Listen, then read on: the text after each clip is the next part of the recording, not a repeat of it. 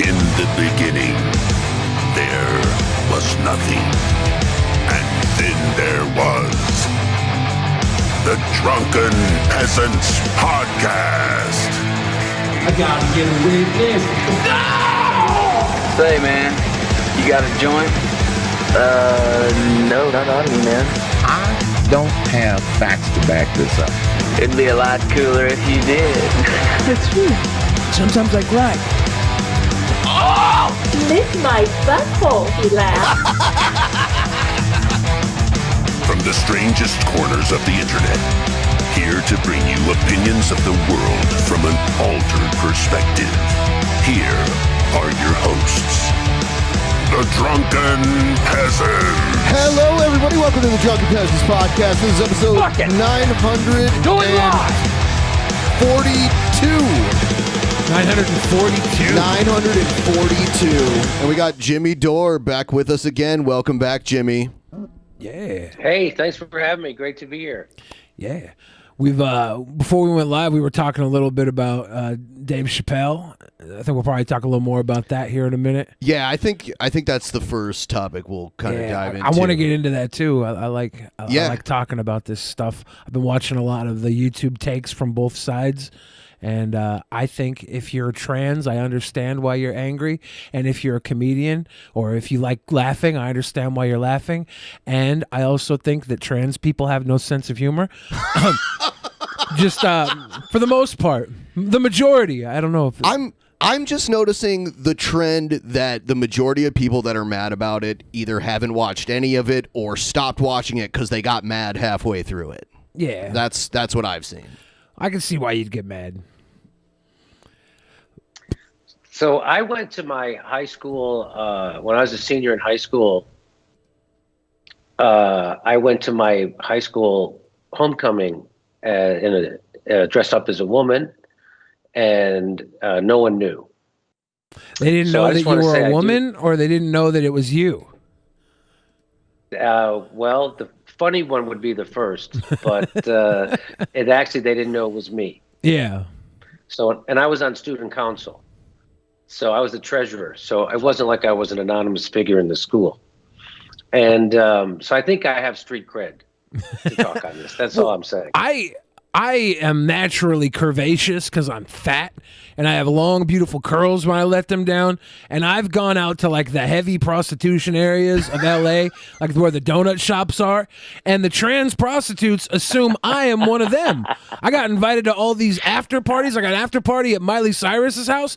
I would have went. Wow. Yeah. They wanted you to be the wrecking ball. Yeah, that's like not even in LA, not even in the high prostitution areas. Here in Seattle, back when I used to have to ride the bus because I didn't have my license for a minute, I was riding the bus and I'd get all these trans people come up to me assuming that I was trans, and I'm like, I don't mind if you assume my gender.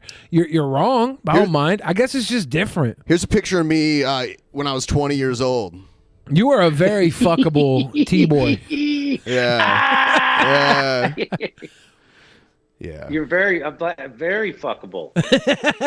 So, what? How long ago was that? 20 years ago. I wish I could show my picture. So my picture.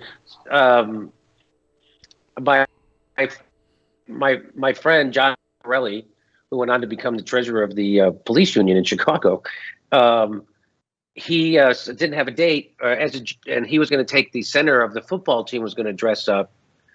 I forget what the guy's name was, but and they were, like as a joke, like like Tootsie, and then like a week of the homecoming, the center for the football team started dating this girl, and so the girl was like, "Well, I want to go to homecoming," and so he's like, "I can't do it anymore, John. I can't." And so I was like, "Well, I wasn't planning on going to homecoming, so I go, I'll do it," And so that's how it happened. And I honestly, I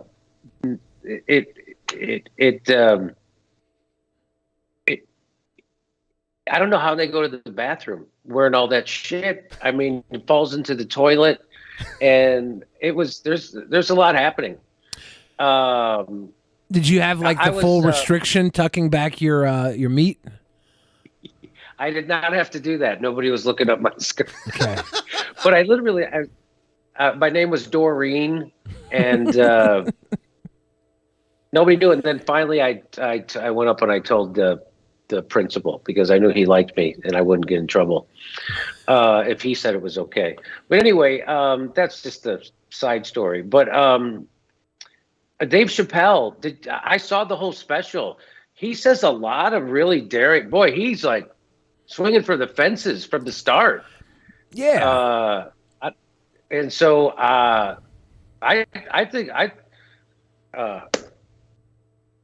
think it's I get so scared talking about this object. I don't even like talking about trans fats.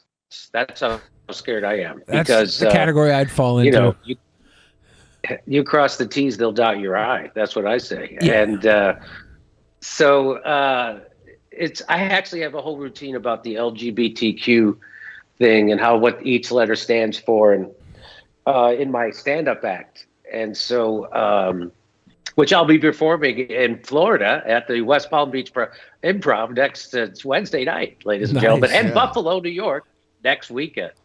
Getting up the coast. Yeah, we had doing Friday and Saturday in Buffalo, so that'll be fun. I was there right before COVID. But anyway, I think it's great that Dave is mixing it up. And I saw somebody criticizing him. They go, "Who is he? What authority does he have to talk about trans people?" I'm like, well, what authority do you have to talk about a guy who's one of the greatest comedians of all times doing art, creating art? He's creating a thing that's going to last forever, and he's creating art. And what is your credentials to critique the goats of comedy output? So that's why I get a little defensive from a comedian's point of view. You know? Yeah. You got. But you know, it's not like it's not. He had his funny thing about when he compared to Baby.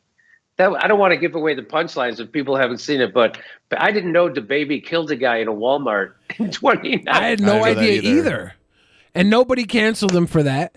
But he made canceled for that. He made his comments, and the LGBTQ snuffed him.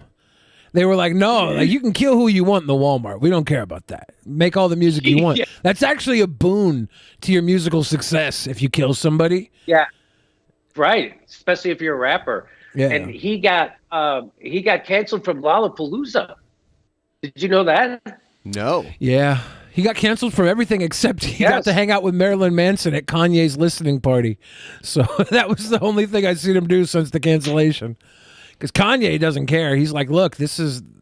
Well, Marilyn the other Manson is side. canceled too. Exactly. That was the point. They were all sitting up on stage. Here's the canceled people section over here. I saw. Actually, no, that's not the one. I saw this today. I hope this is a troll, but I saw someone post this under the GQ hit piece on Dave Chappelle. I seriously hate comedy. I always have. I don't know why there isn't more if a push to get this taken off. Sorry, but I'm so mad at how many people like this stuff. It needs to be shut down.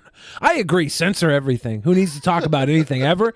We need one opinion, and if you don't like it, and if the opinion from what you like, Rachel_EDU_, if it's not what you like, and that's the one opinion we all accept, you got to suck it up and just jump on the train too.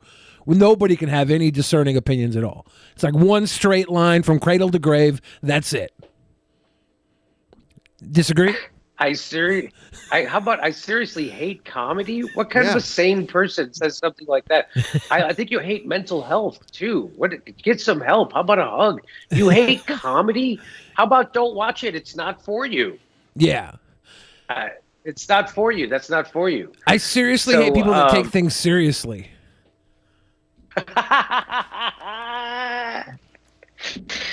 That's very funny. Nicely done.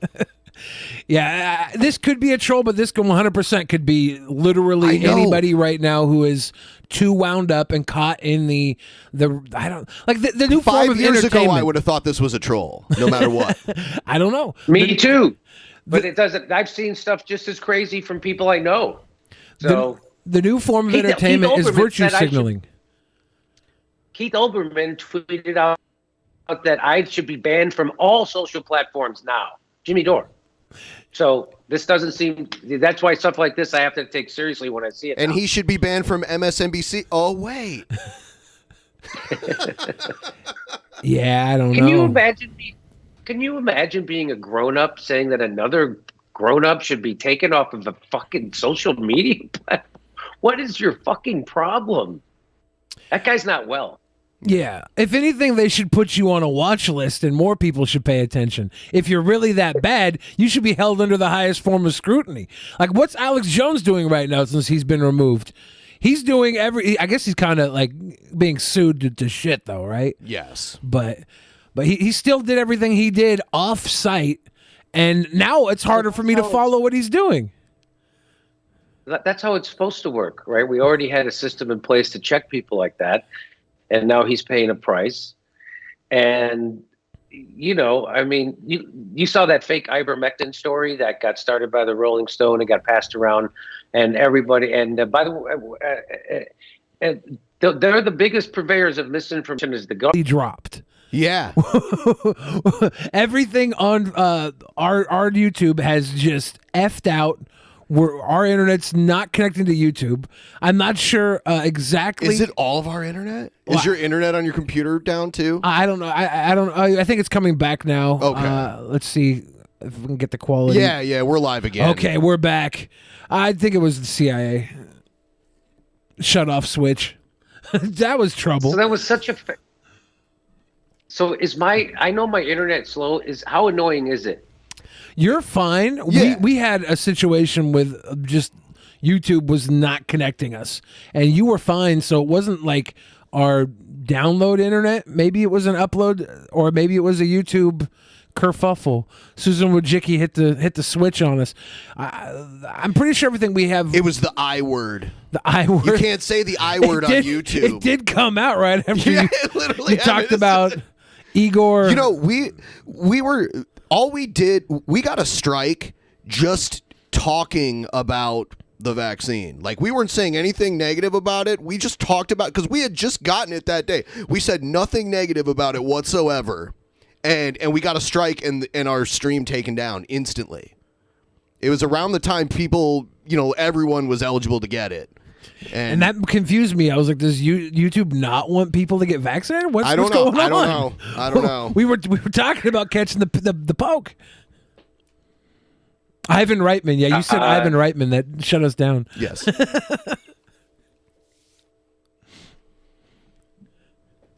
I mean, can you blame people for not trusting? I mean, do you really censorship? Why? I thought I was taught growing up that's what authoritarians did because they were afraid of the truth. That's what dictators did. That's what communists did. That's how it was in China and Russia and North Korea. And now here we are. And it turns out everybody's cool with it. Oh yeah, well, it's because they're told it's cool. Everything's always kind of been propaganda, right? They had the what was the Canyon CIA development in L.A. back in the '60s. I think Jared Leto owns it now, but they were running all the propaganda out of Hollywood back then, and it's only gotten better and better now. Like if you follow the trail, Laurel Canyon. I wouldn't.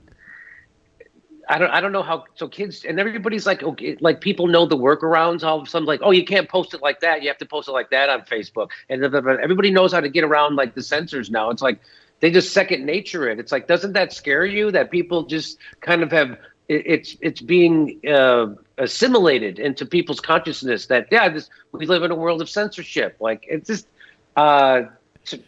That's why I don't know. That's why what I say in the United States is we're the richest country in the world, and everybody's living under bridges. Half the country can't afford a $400 emergency, and nobody still has health care. They say 600,000 people died from COVID in the United States. Well, they did a study.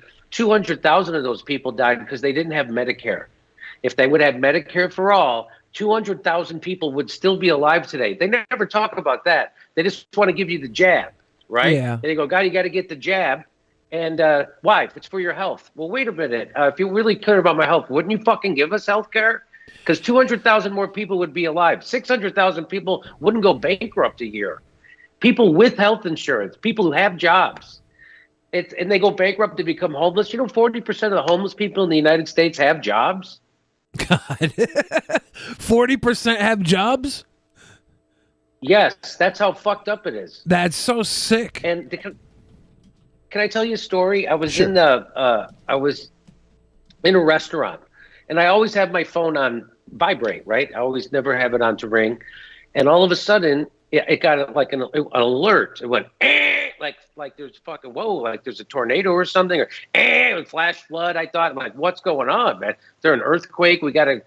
Is there a nuclear attack? I gotta find a fucking a sewer to get into. I didn't really. And as I go to look at my phone, I notice everybody else in the restaurant, their phone went off with the same alert. It really scared the shit out of me. I was like, oh my God, this is like a nuclear, what is going on? And I looked at it and it was a silver alert. And what that is that meant that as an elderly woman had temporarily wandered away from her house and they couldn't find her, right? Yeah. So they decided now for whatever reason, the government decides to override private corporate and blast and scare the fucking shit out of the entire city at once over this lady who temporarily has hey, there's 60,000 homeless people in fucking Los Angeles, 40% of them who work. Where's their alert? Where's their alert? Hey, there's people there's a lady who wandered away from a bridge. Could you go fucking get her? I mean, 40% of those people work, so they have cell phones, so they got that alert. And they had to look at it like, holy shit, this bitch has a house, and this is the person you're worried about? Yeah. I mean, this is the world we're living in. Yeah, there's definitely a dichotomy? Is that the word? Am I using it right?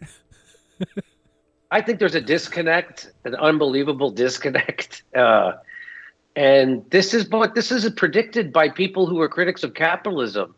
Like I never, up until recently, I didn't even really understand. Come on, like you guys you got to be capitalist. Well, if this is what it fucking turns out, 80% of workers live paycheck to paycheck. There are strikes happening all over the country in America right now. So Nabisco and Frito-Lay and now the John Deere workers, just 90% of them just voted to 90% said strike. That's a big strike. So there's strikes happening all over the place now. And of course, we're now run by monopolies. There's only 6 goddamn media companies that run everything in the United States, which means there's just a handful of billionaires who run fucking the messaging. So people, 70% of Americans get their news from Facebook or Google. You tell me that's not a monopoly on information, then that's a monopoly on the culture. And that's why we're fucking living in this world. And that's why they're telling you to take a jab from Big Pharma instead of giving you a fucking healthcare plan. 2 and 2 equals 4, and I'm a dumb fucking pothead comedian, and I see it clearly. And if you can't see it now, they are firing 72,000 healthcare workers in New York because of a vaccine mandate, right? Yeah. Now, I'm not anti-vaccine. I got the vax. I'm anti-mandate, and they're firing them, but they're going to replace them with. Guess what? With National Guard workers who aren't mandated to be vaccinated, and most of them aren't vaccinated. So they are going to be literally replacing unvaccinated healthcare workers with unvaccinated National Guard workers. And you're telling me some people still think that our government had the brains to bring down the Twin Towers. I don't think. That's interesting. I didn't realize they were replacing them with National Guard that aren't held to the vaccine mandates. That's the National Guard they have a vaccine mandate. Guess when it is? June 30th, 2022. So if you're in the National Guard, you have to be vaccinated by June 30th. That about health? Yeah. Yeah. We are still getting smacked over here with Did you know that our internet connection is just blowing up right now? Yeah. But that's okay. We'll keep going, and if I have to upload just the recording, then I'll do it that way. Yeah, of course. Well, this will all go up later at least, but the live is taking a hit tonight. I wonder how that's happening. but But you know that last year, and I've showed this on my show repeatedly, Dr. Fauci said you can't force people to take a vaccine. It's their right to refuse it, he said. It wasn't like, hey, it's iffy. And the same thing said Nancy Pelosi. She said you can't make people get a vaccine. It's about their privacy. It's about medical privacy. Same Joe Biden said the same thing. He said you can't mandate it. He said you can't. And all of a sudden, a year later, what changed? Well, the leadership changed, right? I think now they're in charge. Historically, there have been situations where they've had mandates, right? Like there was a smallpox outbreak in the Northeast that they ruled they could force vaccinations on people. I think it went to the Supreme Court. I think it was in the early 1900s, like pre-Spanish flu. Yeah.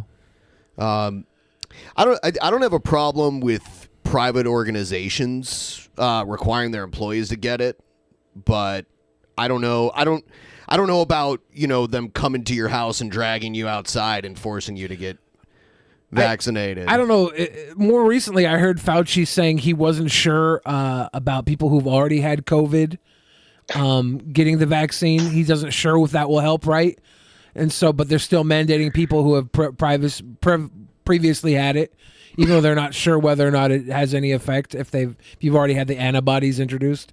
But that's the problem with dealing with all this so new. Like every side's just looking for answers at a rate that I think misinformation can grow a lot quicker than answers can.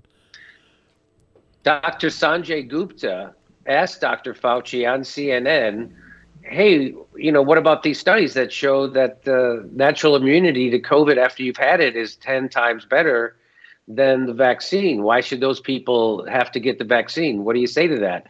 And Dr. Fauci said, well, I don't really have a solid answer for you. What the fuck? You're going to mandate that person takes a medical treatment? You don't have a solid answer? Why? What the fuck? Again, these mandates are not about health. And and there's a lot of places like right now in Canada, they're saying that if you're a male and 24 years old and under, you should not get the Moderna vaccine because of side effects. That's what they're saying. And they're also saying that in Europe. So this idea that you should mandate people to take this, and they're still discovering things about it every day, is that it's insanity to me that you can mandate that. And by the way, if I'm vaccinated, again, if I'm vaccinated, I got double vaxxed. If you're afraid, go get it, and that's going to protect you. And now it's going to become endemic. Like most of the experts are agreeing, you can't vaccinate your way out of this, because we've seen countries now like Singapore and Israel, 80-90% vaccination rates, having the biggest COVID outbreaks ever since before the vaccine. They didn't have it as big. So Joe Biden's doing worse at it than Trump, and he's got the vaccine. So people are starting to realize that this is the WHO said that this is going to become endemic, and you can't vaccinate the coronavirus away.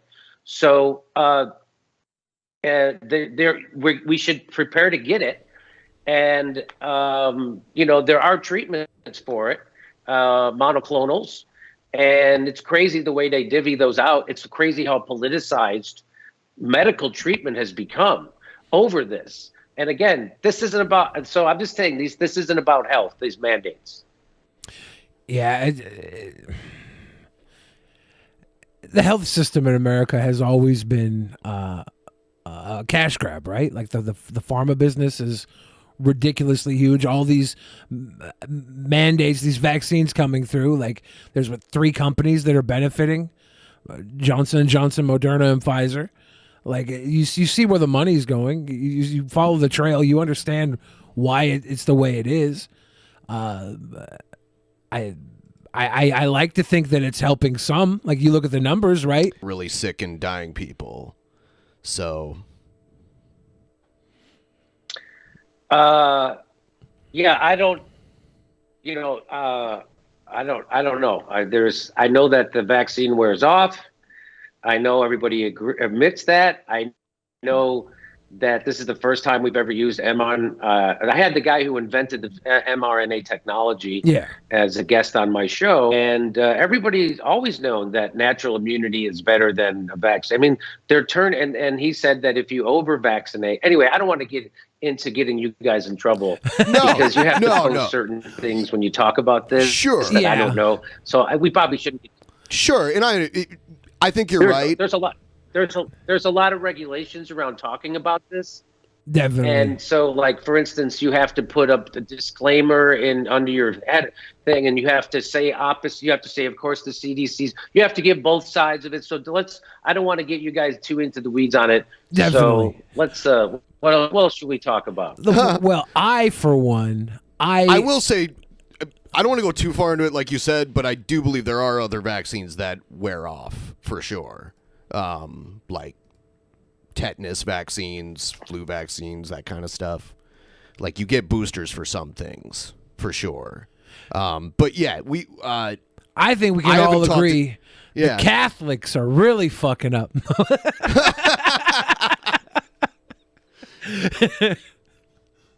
Yeah. But it's a crazy How's your time. internet? It's doing better. It's better kind now. of coming back. It's weird because it doesn't normally do this. It's kind of a weird random thing where I think it's karma. Is it? Yeah. It's Mercury in retrograde, dude. Like yeah. Hey, have you ever had your chart done? Have you ever had that? Not all the way. I've had 2 people do my chart. How was really? it? How was it? Yeah, like what was your experience? So the first time was when I first moved to Los Angeles. It was a comedian writer friend and his wife would do charts for, I was like, oh sure, what, and she said a bunch of things and I didn't understand any of them, but it was really interesting the things she was saying, and she did make predictions, right? She's like, oh, this and this, at this age of your life, this will happen, and this. And I moved recently and I came across it and I was like, wow, she was dead on a couple of those things. It was fucking crazy almost. Dead on a couple out of how many you think? What was the percentage that she was right versus wrong on? Well, it was just a couple of big things that I remember. She kind of predicted my career almost to a T, which was weird. And a couple of things like that, and especially this part of it, right? She predicted when I would hit 50. And I remember her telling me that. She goes, oh, yeah, when you hit 50, your career is going to really take off. I go, 50? I'm like, what the fuck? I got to wait this long, And so that was when I was like 36. And she said that to me. But anyway, and then I had a woman who's I met through this Jungian thing, and she does astrology charts. And she said, I'll do your chart. I was like, okay. But she didn't do predictions. Because that's not what I do. I go, what is it good for then? And she's like, no, it helps you learn about yourself and your personality and all this stuff and what you have to work on. And I was like, well, that's not as exciting. To be honest to me. Yeah, they're like giving you homework. It's more like therapy than astrology. Yeah, yes, that's a good way to put it.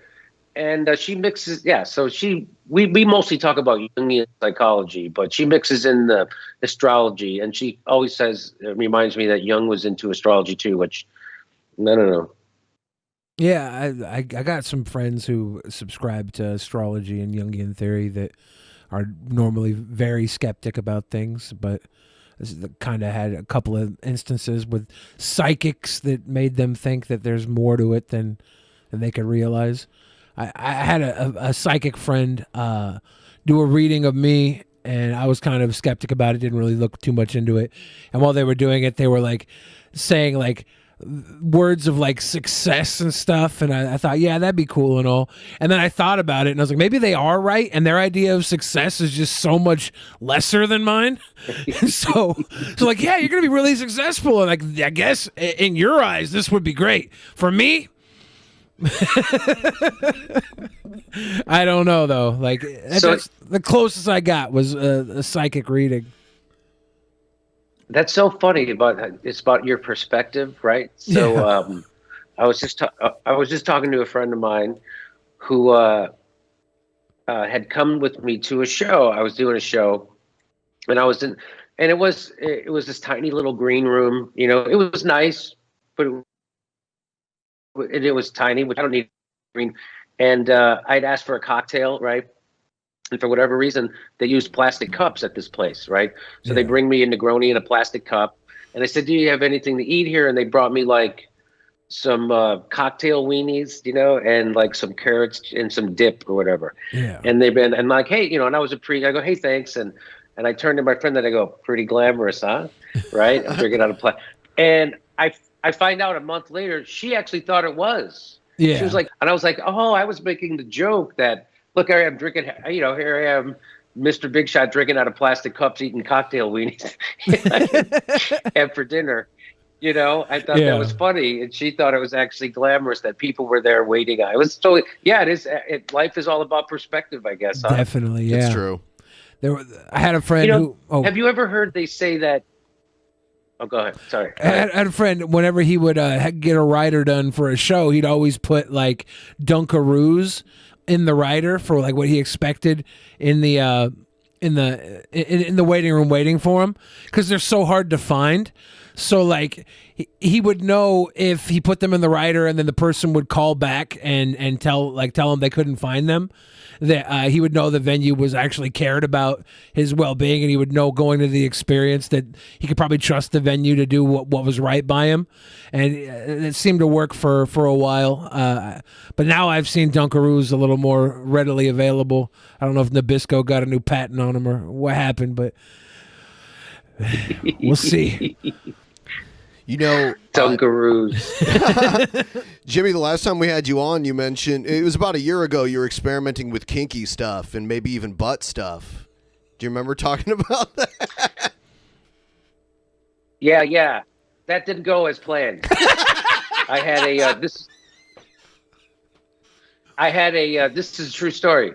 So I had to go to my family doctor, who's a woman, and usually I've had my prostate checked, and for whatever reason, my endocrinologist does it, Dr. Sharp. He's a guy, and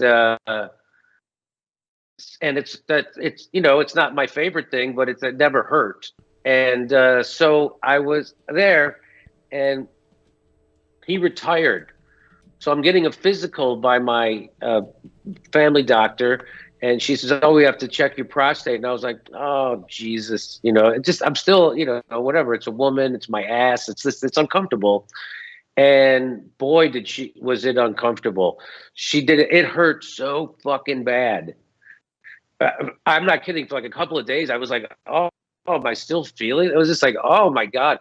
So it swore me off that I was going to do the prostate orgasm thing. And this was like, no. Do you think maybe I'm not going to go that route? Do you think maybe doctors know where to make it hurt so you don't derive any pleasure from the situation? I'm not kidding. It's fucking hurt. I was like, oh, is this the universe telling me not to do this? I think that was. But, yeah. Anyway, but it turns out there's a lot of people into that. Yeah. It's like, and they tell me I'm missing out. I mean, I'm sure I'm missing out on a lot of things. I don't need to try eel. Eel's delicious. I don't need to try it. Eel's delicious. I've had eel. I was trying to think of something that. You've tried it all though. Yeah, I've tried everything. I've put the eel up my ass alive, and it swam around, and I just shit it out the next morning, and it was not happy. You know, there's the freshwater eel, and then there's the seawater eel, right? And so the freshwater eel is always prepared sweet, And then the seawater. I like the way the guy I go to, he actually sears it, and it's like fluffy. It's amazing. It's seared and fluffy. The guy, yeah, yep. Somehow the guy prepares it. Where I go, the sea water eel, but now the freshwater eel's more. It's more dense. Yeah. And they always put like a sweet soy sauce on it, kind of. It's always a little sweeter. I always get it at the end. I like sushi.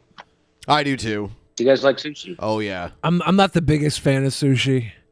They just opened a new conveyor belt sushi place here. I've been to a lot of those, but the new one here is amazing. I've never seen anything like it. There's a touch screen, and if you want to order made to order stuff, there's another treadmill that you'll pick on the screen what you want, and then it'll come down the treadmill and stop right at your table, and you just grab it. It's completely contactless and everything. You're basically, the waitstaff only brings you your drink. But with my sushi experiences, my favorite parts were like when the sushi chef was talking to you and like recommending stuff. Like he would be like, "This is, you got to try this," and he'd do it right in front of you, and that was the cool part to me, was the presentation. So I don't know. I like robots too, though. I just rather order like girlfriends off of a computer than a sushi.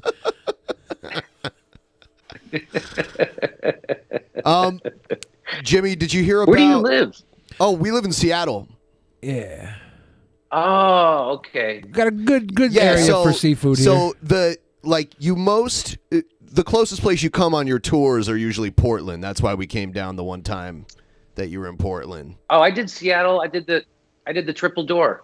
Okay. Yeah. Nice venue. Yeah. So I did that. Maybe I'll go back. They have big booths at the Triple Door, which is not. It's not optimal for comedy. When people sit closer together, it's better. Like, you'll have a big booth, there'll be two people in it. Like, what the fuck? And so you got to get more. You got to get them jammed in. But anyway, I had a great time at Seattle. It was fun. Yeah, there's some good sushi places in the area because great they got food in Seattle. They got to feed all the mega billionaires out here. So yeah, it's got a higher level of quality than a lot of the places. You're from Chicago originally, right? Yes. Yeah. So what's your take on the Chicago hot dog? Because I went to Chicago recently with my friends. There is a lot of stuff on it. I don't like all of it. Okay. So they'll put, I'm one of the weirdos. I like ketchup and mustard on my hot dog, so I would put ketchup and mustard. They always put, and you might as well put it on dog food and eat it. And really, what the fuck? So, but I do like a Chicago dog. I like the sesame seeds on the bun. I like the whole thing. Yeah. What about the neon green relish? I like it. You like that? My problem with the Chicago dog. I love it. Yeah, my problem with the Chicago dog is I've never actually had one because half the shit falls out before I finish the dog. So like I've had like at most it's like a lottery to see which ingredients I actually get in my mouth. Yeah. There's a lot on there. The sweet relish. That's why I think that's that bright green is one that's sweet. I love it too. I love that too. I mean, I guess maybe because I grew up on it, but I just love the whole experience. Yeah. I went and got a Dodger dog, and that fucking thing blows. I don't care. That Dodger dog. What is it? Just a long hot dog? What is it? It's just a fucking hot dog. There's nothing special about it.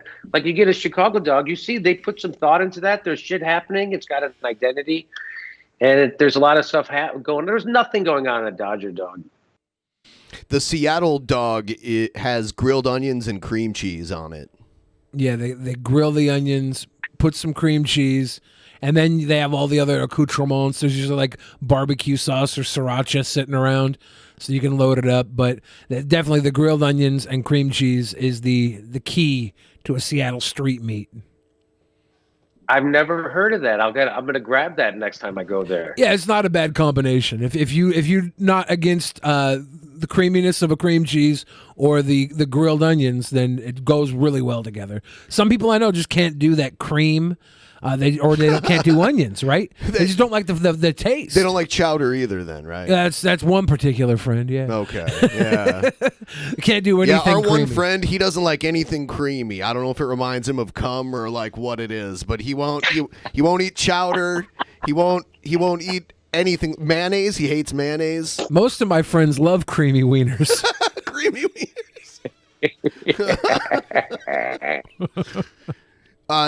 Jimmy, did you hear about gay Superman by any chance? No. So I guess the son of Superman, who used to be Superboy, they upgraded him to Superman in the DC Comics, and now he's bisexual. Now, I would really like this book if it turns out that Superman is like super traditional and disowns the new Superman as his son, because he's be a great storyline. I saw kids gay, but then there's DC, like, people actually care about Superman again. Well, yeah. Like, the one thing with Superman is that the Superman never had any like faults, right? Superman was the perfect man. So, like, if now Superman's kid, son of Superman, is gay and Superman turns out to be, like, homophobic, that'd be a new way for Superman to have a fault. I want to see that in comics. I want to see angry trad dad Superman pissed his kids kissing boys. I want to read that book. Yeah, I want to see. I'm with you. I want to see flaws. That's what makes them interesting. No, I didn't hear about this. I thought it was always. I always could have picked Batman to come out first because he's little boy wonder, running around in their underwear. I thought for sure. Robin was a catamite. Like everybody knew that. There was a reason that he took in Robin, and it was because he wanted a little boy to run around in a leotard. 100%. That was gay before gay was okay. Like they didn't say it, but plus like Wonder Woman started out because of BDSM. Like all those DC comic writers, they were about that life. But yeah, to make Superman gay, son of Superman gay, I feel like there's a lot of story work we could go for here. I'm interested. If it turns your kids gay, I'm sorry. As long as the story's good, I want it. You think they would have went with Wonder Woman first, right? Like maybe test out the waters there, because people are more accepting of lipstick lesbians. Maybe to dip your toe in that way. She was always like a mom dom type of situation anyways, so like she was as close to lesbian as you could get while still making men want to fuck her. But you her. know what? Lois Lane was always making out with the other people from the Justice League. Really? Yeah, dude, look at the cover of this comic book. They're all like, they're fighting over their turn to make out with Lois Lane. Superman's the ultimate cuck? Was it because his penis was too strong and would kill her? Is that why every other guy got a run at her? You think Aquaman's got something? I don't know. Who's the guy kissing her at the Green Arrow. Green Arrow. Hurry up, Green Arrow. It's our turn to kiss Lois now. Featuring Lois Lane and guest stars Aquaman, Batman, and Green Arrow. What has Lois Lane got that I haven't got? Not only does she beat me out with Superman, but now she's got the Justice League members mad about her? This poor woman. Give to Superman Fresh Air Fund? What was the Fresh Air? Dude, DC Comics has been around forever, and I know maybe 2 stories they've created. I'm just not into it. I need to know, why is Superman getting cucked? And this has to be a good story, right? You're not going to put...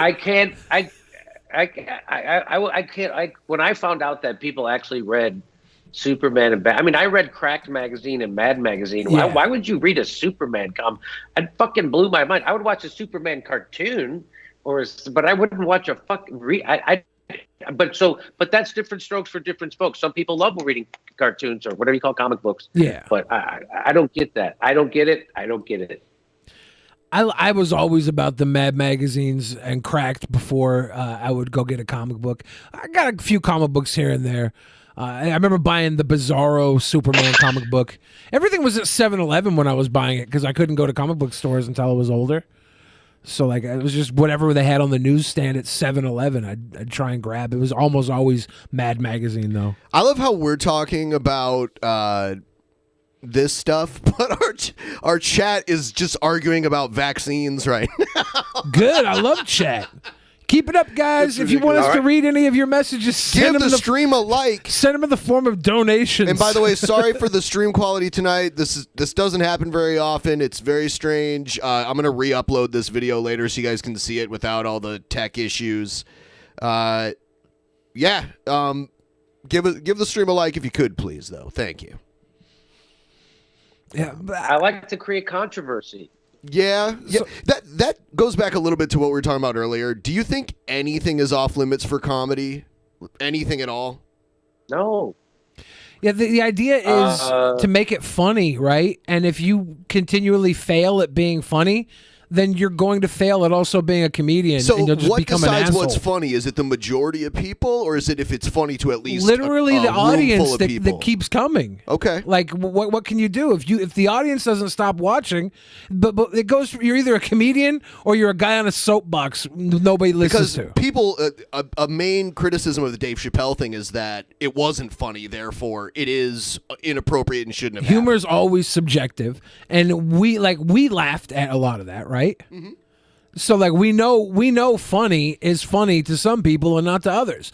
I hate people that are all for laughing at something until it targets them.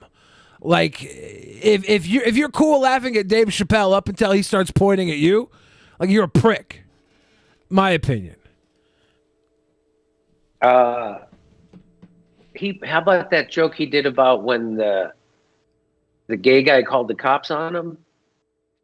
Like, I don't want to do his act, right? Right. It's not right to do it. But Yeah. like, if you saw it, that was like so many things that were like, "Ooh, wow, he's really good at he's opening your eyes and seeing things in a different way, in a sense." Yeah. And you know what you know what I'm curious isn't Barack Obama? Doesn't he have a deal with Netflix? If people are really doesn't the LGBTQ community why don't they pressure him to drop his affiliation with Netflix? Or they can just cancel their Netflix and miss out on whatever they like on there, at the very least, which they're not doing. They're just complaining that it's on there and want it taken off. I don't really get that point of view. There's plenty of things on Netflix I don't want to watch. So but don't exactly. It's don't watch it. So I just think it's funny. Like, why does Netflix get a pass? Why does the Obamas get a pass? Why aren't they tarnished by being associated with this in a financial way? Like, I don't get that. Why do they get all the focus is on Dave Chappelle? I saw right. If it was on YouTube, they'd be fucking saying take it down. It's true. I saw Tony Hinchcliffe. He got canceled earlier this year. Did you see that? Yeah. The guy who was introducing the comedians, like the warm-up guy, was an Asian guy who introduced him, and Tony Hinchcliffe came out and immediately called that guy a slur against Asians that starts with a C. Yeah, he was criticizing the crowd for being anti-American. Right. Because they were supporting that Chinese fellow. Yeah. And it was just like if you go to the edge and sometimes you fall off the edge. Right. So I don't know. It was pretty edgy to go for, and out of context, it's absolutely ridiculous. It's a great piece of evidence for the humorless people to use when they say this is why we should cancel comedy, and it's. The only reason we should cancel comedy is because it stops being funny. But that's usually when you get your, I don't know, TV deal. That's when you go to ABC when you stop being funny. You don't think those late night talk shows are hilarious? Okay, Letterman, Conan, I think they were hilarious. Carson. Carson was funny. I was also a little kid, so I don't think Letterman was. Anyway, the late night shows right now are just an embarrassment. But I always gave Conan a hard time because they never really. I don't know. He was never my cup of tea. Yeah. But anyway, I was a big Letterman fan. For sure. Letterman And you know what was Norm great. Macdonald says? Yeah, no. What Norm Macdonald says is that comedy is about what's funny is the unexpected, right? He said, so if you're expecting to make people laugh and they don't, that's funny. Yeah, exactly. Exactly. Norm was great at that. Norm would always... Yeah, he liked eating it. Yeah. He didn't mind it at all. He didn't mind eating it. I remember I opened for him, and like before he was famous, we worked together for a whole week in Chicago. And some shows, it was like he was trying to eat it, right? Yeah. And I was like, hey, why do you do that? He goes, oh, it's kind of fun sometimes, isn't it? They never know what to expect. And I'm like, really?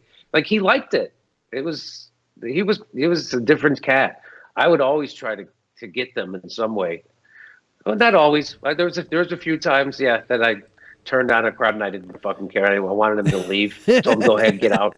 If you got to be willing to walk a room, if you really want to be edgy, you got to be able to push them all the way out. I couldn't do that. I'd always start blowing the crowd as they started walking away. No, come back.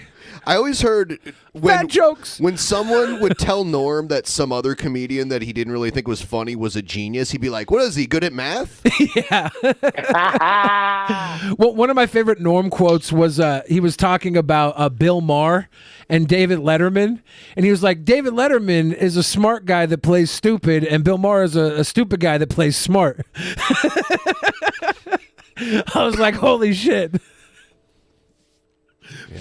It is more fun to. I think it's smarter comedically to play the dumb guy. So when I would play the rooms of people when I was playing nightclubs, and people didn't know who they were necessarily coming to see. I was the headliner at the comedy club, and so I had to find a way to get them to listen to the shit I had to say, and no one wants to hear a fucking lecture. So I always act like someone was telling me this shit, and I was like, "What?" And so, it's smart. And they asked him about comedy during the era of Trump, and they asked him, "Is it easier or harder?" He says it's easier for idiots. Yeah. He says it's a lot harder for people who want to do good comedy. I knew exactly that's right, because people would criticize me. How come you don't do more Trump jokes? I'm like, hey, it's covered. Everywhere you go, there's fucking tropes, all right? It's like, that's low-hanging fruit. Hey, why don't you make fun of the village idiot? I'd like to make fun of the system that gave us the village idiot, and now is trying to wash its hands of him. Yeah. All right? That's what I want to talk about. And how about the fact that the village idiot is still doing the bidding of the establishment 100%? Exactly. Why are the Democrats fast-tracking these fucking judges? Okay, I could get worked up. I got a heart attack. You gotta breathe. I'm still hoping we get a run from Jesse someday. Ventura? Yes. Me too. Yeah. Me I too. saw you talk to him, and not only am I a fan of him politically, but I'm a huge wrestling fan, so I do what they call marking out. When I have 1 degree of separation between me and Jesse Ventura now, and that's you. Thank you. Well, I tried to do an impression of him. I could never really get, why do I want fluoride in my water? So you don't have to brush your teeth. I think that's fair. That's how that works, right? Guys like you and me, we're the patriots. Yeah, No, we're the patriots. but I love Jesse. I've never met him in person, but I've filled in for him at RT. I used to be the fill-in guy for him when he would go on vacation. I would come in and fill in, but then COVID happened, and I guess they figured out. And I was like, I'm not going. I was super scared when it first happened. I wouldn't go out of the house and shit, because I have underlying health. And so I was like, I'm afraid I was going to die. They really did a number on me. I was scared to death. So I understand people who are scared of the COVID. I was one of them. I was super fucking sprayed of it. And, but then it turns out like 99% of the people who get it end up living. And I don't know. Maybe I'll get it and die. I don't know. Maybe I should be more scared. But I washed up my fucking I didn't go to the store. I got everything delivered. I wiped it down. I mean, there was nobody that. Oh my God! I wouldn't even go to the bathroom at a gas station. I wouldn't do anything. And shit. I also didn't do a lot of stuff during that, and I feel like I didn't get any of the sicknesses I was usually getting, like the regular stuff, and I kind of missed that because now I'll get the little sniffles here and there. But for like that good year of doing nothing but hiding, I breathed so clearly. Yeah. Yeah. What about? So they say that because people are reporting that they're getting their worst cold ever, and I read an article. I don't know how, but it is said that because people haven't been exposed to stuff, that a regular cold is going to feel worse now. Yeah. And I don't know medical science on that. We're not giving medical advice here, YouTube. We're just talking. And, there's a isn't big that shitty? You can't just talk anymore. You can't just fucking talk. Yeah. That's rough because So I was always about bullshit anyways. So I couldn't get fact checked. I'm always lying. I'm always making stuff up because it's more interesting to me than facts. So like, what's the, like if you watch me, you should know that. You should know like half the time I'll slide a fact in, the other half it's complete bullshit, and I want to deliver it in a way that you have no idea which is which. That's my particular brand of talking. I like that. And if I'm going to get fact checked, I'm going to be fucked. Yeah. Yeah, Norman. That was kind of like Norm Macdonald. They never knew when he was being sincere and when he was pulling my leg. Yeah. And that was what was funny. I love that. Yeah. So, but now you get censored for misinformation, even though, again, the greatest misinformation comes from the government and the establishment media. And that's that. And if when we have the next WMD's moment, guys like me will get censored and the lie will get printed as always, because the perpetrators always own the media. Well, Russell Brand recently got hit pretty hard for his YouTube video talking about Trump and Trump being right about Russia, right? You remember that happening? Yeah, I covered it. Yeah. And so he was, of course, responding to the story that Hillary Clinton's lawyer got indicted by the way, Joe Biden's Justice Department for planting a false story and lying to the FBI about Russiagate.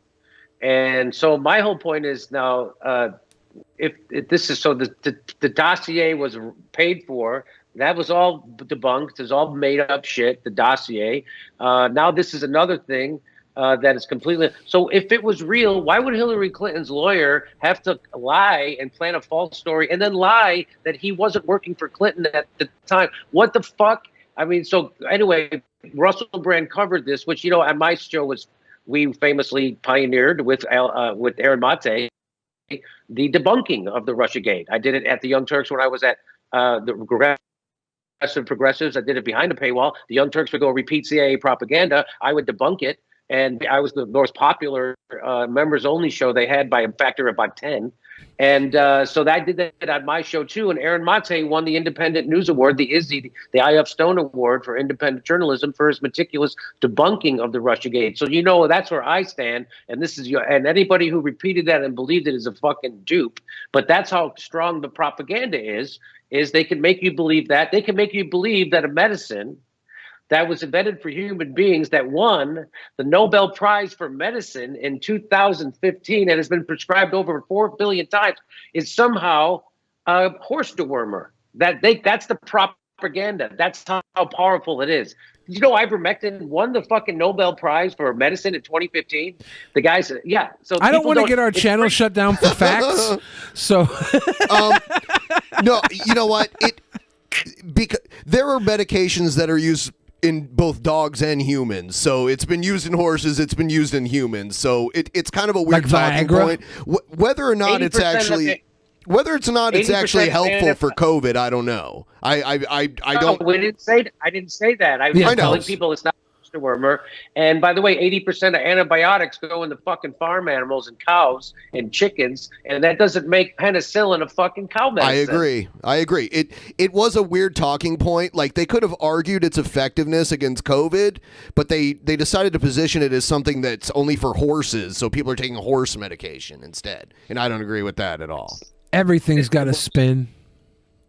And so that just shows you the power of propaganda. So I can't blame somebody for repeating that ivermectin, the Nobel Prize winning thing for one Nobel Prize is somehow. I can't blame somebody for repeating Russiagate. It was everywhere. I mean, yeah, and you were being told authoritative sources that this was real. Just like I can't blame anybody for thinking that Saddam Hussein had weapons of mass destruction and we should bomb them. I mean, that they were told that over and over and over. But that's the whole point of people coming to YouTube for information, is because they're sick and tired of that fucking information. And now YouTube is like, no, you don't get to say that shit anymore. So we're living in this, and it's the embracing of censorship is the end of this country. I'm not even hitting a little bit. We are look around. Look around. Workers are striking from coast to coast right now. People aren't going back to work even after they took their unemployment fucking away, which is a bargaining chip. Yeah, why for are they workers? Why, when it comes to public aid, they're acting like COVID is over? Yeah, right. And because they already transferred $5 trillion, the largest upward transfer of wealth in human history, they did it, and that was called the CARES Act, and they got every progressive, including Bernie Sanders, to vote for it. They didn't fight against it; they voted for it. That's called the 100% corporate capture of our government. Nobody's fighting for you, and that's why I keep telling people: stop voting for Democrats, stop donating to them. That's the only way you're going to change them. That's not me talking. That's Lawrence O'Donnell who said that. You know, around the time of the Saddam Hussein thing and the weapons of mass destruction thing, Phil Donahue and Jesse Ventura both had popular shows on TV, and then they just disappeared. And Jesse just got paid to stay home because they didn't want him saying anything.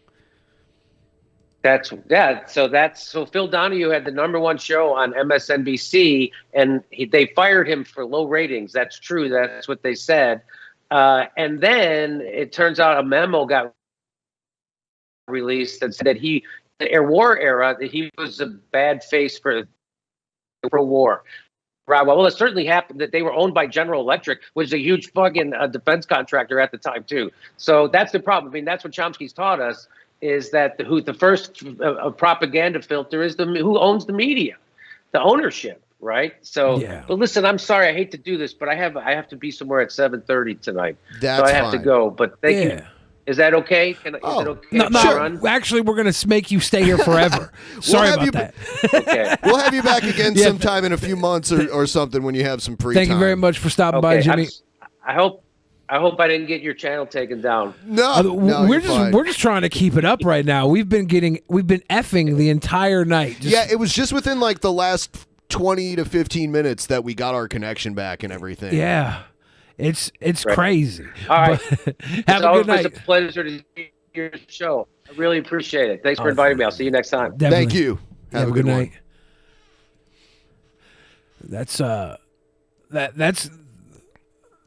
That's weird that we had such a struggle with the connection. The last time it happened was when we had the guy from the Humanist Report on. Really? Yeah, it's like when we have like more popular guests, that seems to happen. It happened with Brad Jones too. Every time we have like a guest that has like hundreds of thousands of subscribers, that's when that seems to happen. Very strange. It is very questionable. It's almost like YouTube only cares to destroy us when it's worth watching. So I like Jimmy personally. I don't agree with all of his viewpoints. I push back on a few of them. Honestly, it's not smart to talk about, the poke too much. Some people won't even say it on their channel. Yeah. But I'm fine with vaccines being mandated by organizations. I'm fine with healthcare workers having to have it. I'm fine with that. I don't know. I don't think we'll ever get to the government could do it if they wanted to. I think they're a little apprehensive to do it, but the government could force people to get vaccinated. We're beyond I think the it's point. in the law for that to be able to happen. We're beyond the point where 70% Should we vaccinated. Call it boop boop? I don't know. Yeah, they said 70% would have been herd immunity, right? Like that's what they said. And we're beyond that point. It's up to 90% now, I'm pretty sure. Yeah. So it's just like, it's crazy how all of this is a fumble. Right. And the argument that natural immunity is better. I mean, no one's saying, hey, why don't you get polio really quick and then you'll have a natural immunity to it. So, there are certain illnesses that they'd rather not have you get and build immunity to. And at this point, they're recommending this one. Get Jimmy off the screen here. It's nice to see that Superman is going to be bisexual, though. Not even like they didn't go full gay because they want never go full gay. Well, if Superman goes full gay, like that's a problem. Because what's the hell is the next Lois Lane gonna do? Is it gonna be like Larry Lane? Like where do we go? We got to be bi. I don't know. Maybe it's the big push to make women look stronger. So they only made Superman bisexual, so he'd have to save the man in distress instead of the damsel in distress, because all the women in Superman's life will be strong enough to save themselves. That could be from a writer's standpoint. I want to know where they're going to go with this. They just make Superman bi to make him bi. Sergeant Moto says smallpox was mandated. I think you're talking about Smallville. That was the Superman show. Yeah, we talked about that earlier when Jimmy was here. A lot of things were lagging earlier, so you guys might have missed something, but I'll re-upload the whole recording. But yeah, I did bring up how the government, it went to the Supreme Court. It wasn't the whole country, it was a small region where smallpox was breaking out, and because some people were refusing to get it, and they mandated it and forced people to get vaccinated. That has happened. Oh. That was 1905. There was a lot less people to deal with at that point and a lot less misinformation going on out there. I don't think ivermectin is... So my stance on the ivermectin thing is I don't think it helps with COVID, but it's not just for horses. It has been used in people, but not for COVID. Ivan it has Reitman. been used, but it doesn't do anything. It's pronounced Ivan Reitman. Ivan Reitman? Okay. Yeah. Jason Reitman, right? He's doing the new Star or Ghostbusters. I was like Starbusters. The new Ghostbusters. He's Ivan Reitman's son, right? So that'll be pretty sweet. I heard they're gender swapping the Ghostbusters to be all men now, so that'll be fun. I stole that joke from Scott Henson on Twitter. Oh, did you? Yeah, he said I'm happy to see that they gender swapped the. I don't remember exactly how he worded it, but it was cute.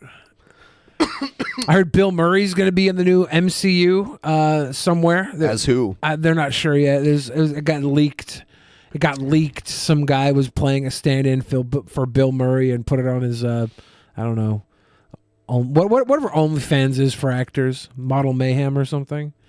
No one uses Model Mayhem, I don't think, anymore. I don't know. It's kind of an old school thing. I'm a boom. Everyone, please like the stream if you haven't already. Charles Kahn says Shang-Chi's dad will be played by Bill Murray. Lit. I would watch. Please. I want that. Eventually being straight will be the thing all the teens do to rebel. Soon, yeah, the pendulum swings.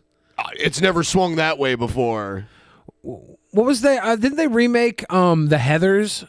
You ever watch The Heathers? I've seen the original. I didn't know they remade it as a TV series, and one of the Heathers was like gay, and it was like a gay bully, I'm pretty sure. And gay people were like, gay people can't be bullies. They're the ones that get bullied. I mean they... I thought that was They cute. remade Rocky Horror Picture Show and changed the main antagonist from a cross-dressing mad scientist alien to a transgender woman. That's not an alien? Well, maybe I didn't watch it. That might all be the same. I don't care about the rest of it. I need to know if he's still an alien. But the character isn't transgender. It's just a cross-dressing. Originally, but yeah, the characters adapt. You know, originally Superman wasn't bisexual. Can you believe that? I would not. I didn't even take the time to watch it. Someone said Tim Curry played the old man. Yeah, and he's had several strokes, so he's not doing too good. Oh, my God. I saw a cameo from Tim Curry recently. Yeah, he's had strokes, like more than one, I believe. You know, it wasn't even a cameo. He was promoting being at an autograph signing, and it looked so sad. I mean, he's old and he has health problems. Uranus is not Superman, though, Billy. It's his son. No, son but of Superman is now Superman. He is the current Superman. I see people make this point. Yeah, we realize it's not the original Superman character. Yeah. But he is now taking up the mantle of Superman. At Yeah, this it's point. not young. It's not young Kal El. Like- it's hung Kal LGBT cute. There was a point in the 90s where Steve Rogers couldn't be Captain America anymore, and they replaced him with another guy, and he became U.S. Agent. Yeah, they have the U.S. Agent on the TV show right now. Yeah. They've introduced him. Yeah, so I don't know if the story changed, but in the 90s when this story originally came out in the comics, Steve Rogers, like, the government wanted control of Steve Rogers and he didn't want them to have it. Yeah. So he became U.S. Agent, was basically just Captain America with, like, a different costume on. Yeah. It's kind of like Iron Man and War Machine. They're doing that. If you watch the TV series on Disney Plus, the Hawkeye and the Falcon or whatever, the Falcon and the Winter Soldier, the Silver Alert. I don't know what this is. It's comic books. It's so cute. I think everybody in comic books should be bisexual. What's the point of just not fucking anything you can when you're a superhero?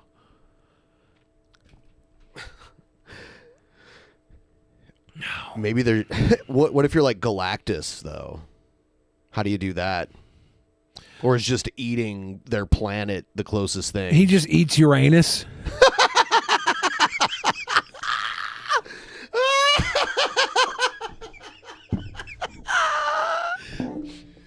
Pass out.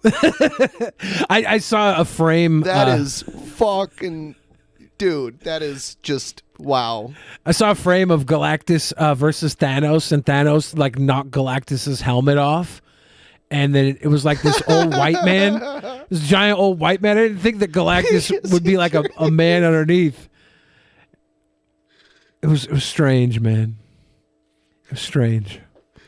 Good times. Oh, God. Why? Like, I know the planets are named after Roman gods, but the people that, like, I don't know, the people that name the planets, who named the planets? Do we know? Was it ancient astronomers?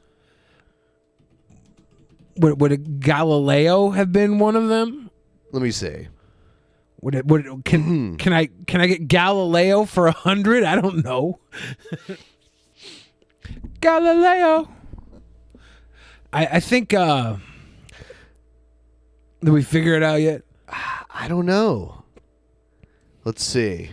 Pluto, which was classified as a planet in 1930 before being stripped of that celestial honor in 2006, was named after the Roman god of the underworld thanks to the suggestion of an 11-year-old English schoolgirl named Venetia Burney. So that's how Pluto got named. Yeah. Well, how was Uranus or Uranus? Okay, two other planets, Uranus and Neptune, were discovered after the telescope was invented in the early 1600s. Astronomer William Herschel, who is credited with discovering Uranus in 1781, wanted to call it Georgium Sidus, George's star, for the British ruler at the time, King George III. Other astronomers were interested in dubbing the planet Herschel. It was German astronomer Johann Bode. My question was, were they an English speaker? Yeah, it was a German astronomer, Johann Bode, who recommended the name Uranus, a Latinized version of the Greek god of the sky, Uranus. However, the name Uranus didn't gain full acceptance until the mid-1800s. Neptune, the planet farthest from the sun, it makes its solar revolution once every 165 years, was first seen by the telescope in 1846 by German astronomer Johann Gottfried Galle, using the mathematical calculations of French astronomer Urbain Le Verrier and British astronomer John Couch Adams. There was some discussion of naming the planet after Le Verrier, but ultimately Neptune, which has a vivid blue color, got its name from the Roman god of the sea. I will say that in German, the word anus is the same. Yeah. So they at least named that planet knowing that the word anus was in its name. And they probably spoke a little English, I would think. Yeah, and it wasn't like it says right here that the name Uranus wasn't even. It's a Latinized version of Uranus. So it's not even. Yeah, we could have called it Uranus and gotten around this. Oh no! But here's the thing: all of the planets are named after the Roman gods, which are just Greek gods with different names.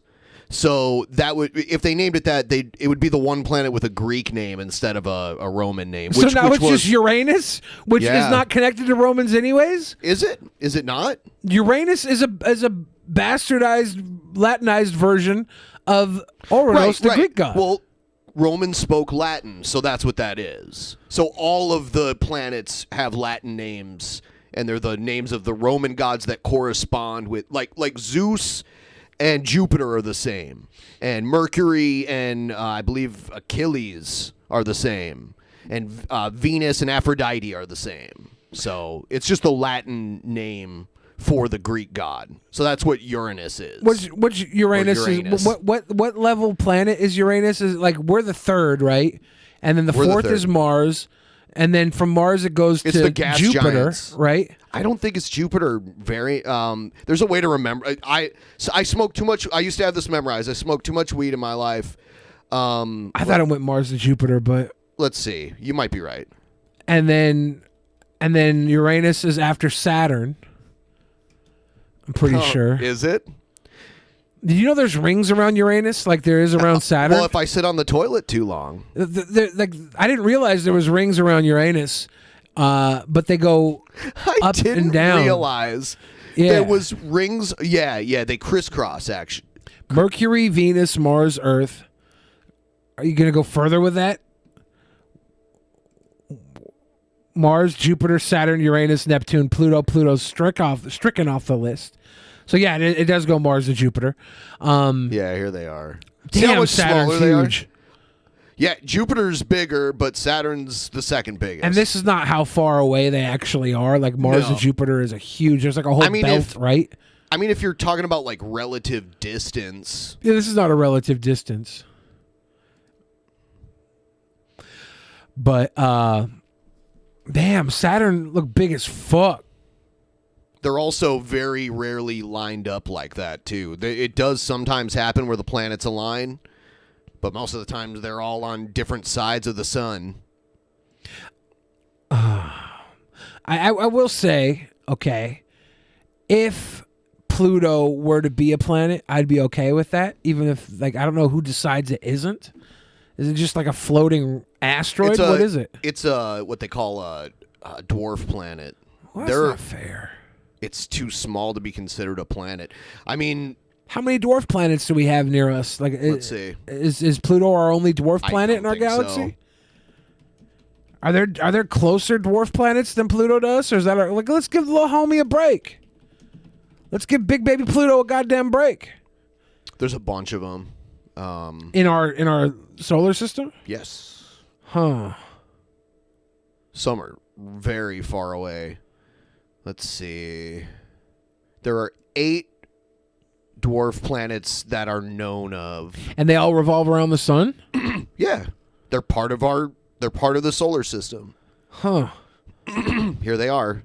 Some of them are very far. Well, I mean, they're all far away. Gong Gong, Quoar, Orcus, Make, Haumea, Eris, Ceres, Pluto. Yeah, Pluto's the largest dwarf planet.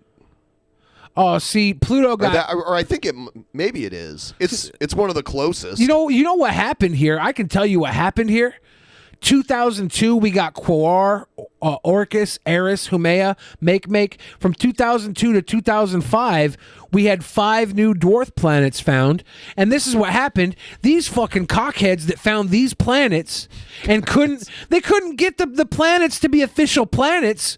So they're like, well, if we can't be official planets, then Pluto can't be official. Pluto got canceled.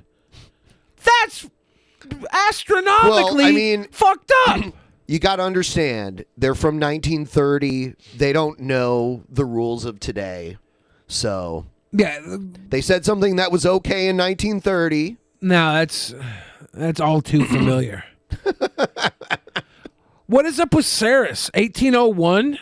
How far out is Ceres from us? Looks like it's pretty close. Let's see where it is. Damn, is it around Jupiter or some dumb shit? Ceres in true color in 2015. It's in the asteroid belt between the orbits of Mars and Jupiter. I knew it. Yeah, fuck that damn Ceres getting to chill. So we go back to that list real quick. We have 2008. So from 1801, we found Ceres. 129 years later, we find Pluto. And we're like, let's just make it a planet because I guess it was too far away for us to Ceres discern. is so close that it was easy to find. Yeah. Yeah.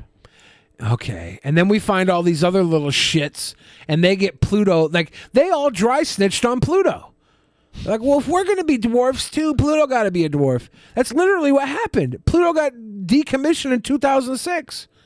These other planets canceled Pluto. Damn, dude.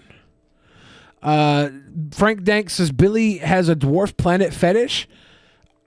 I mean, come on. If they're a dwarf and they're the size of a planet.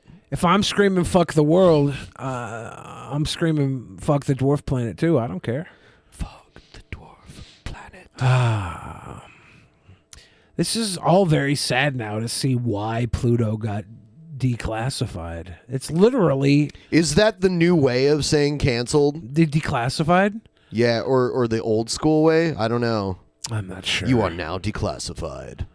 A dwarf planet is a small planetary mass object that is in direct orbit of the sun, something smaller than any of the 8 classical planets. Classical planets! I'm a classical liberal. But still a world in its own right.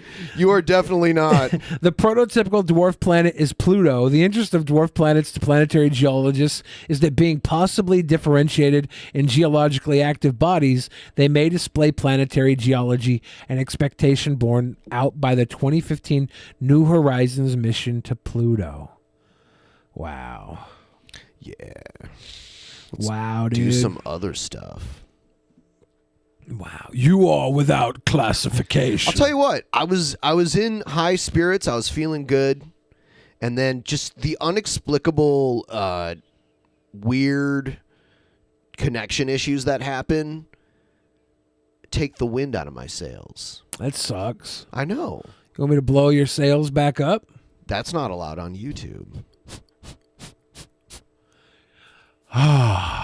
Ladies and gentlemen, let's read these Streamlabs. Yeah, let's do that. We got a lot of them that came in. Did we? No.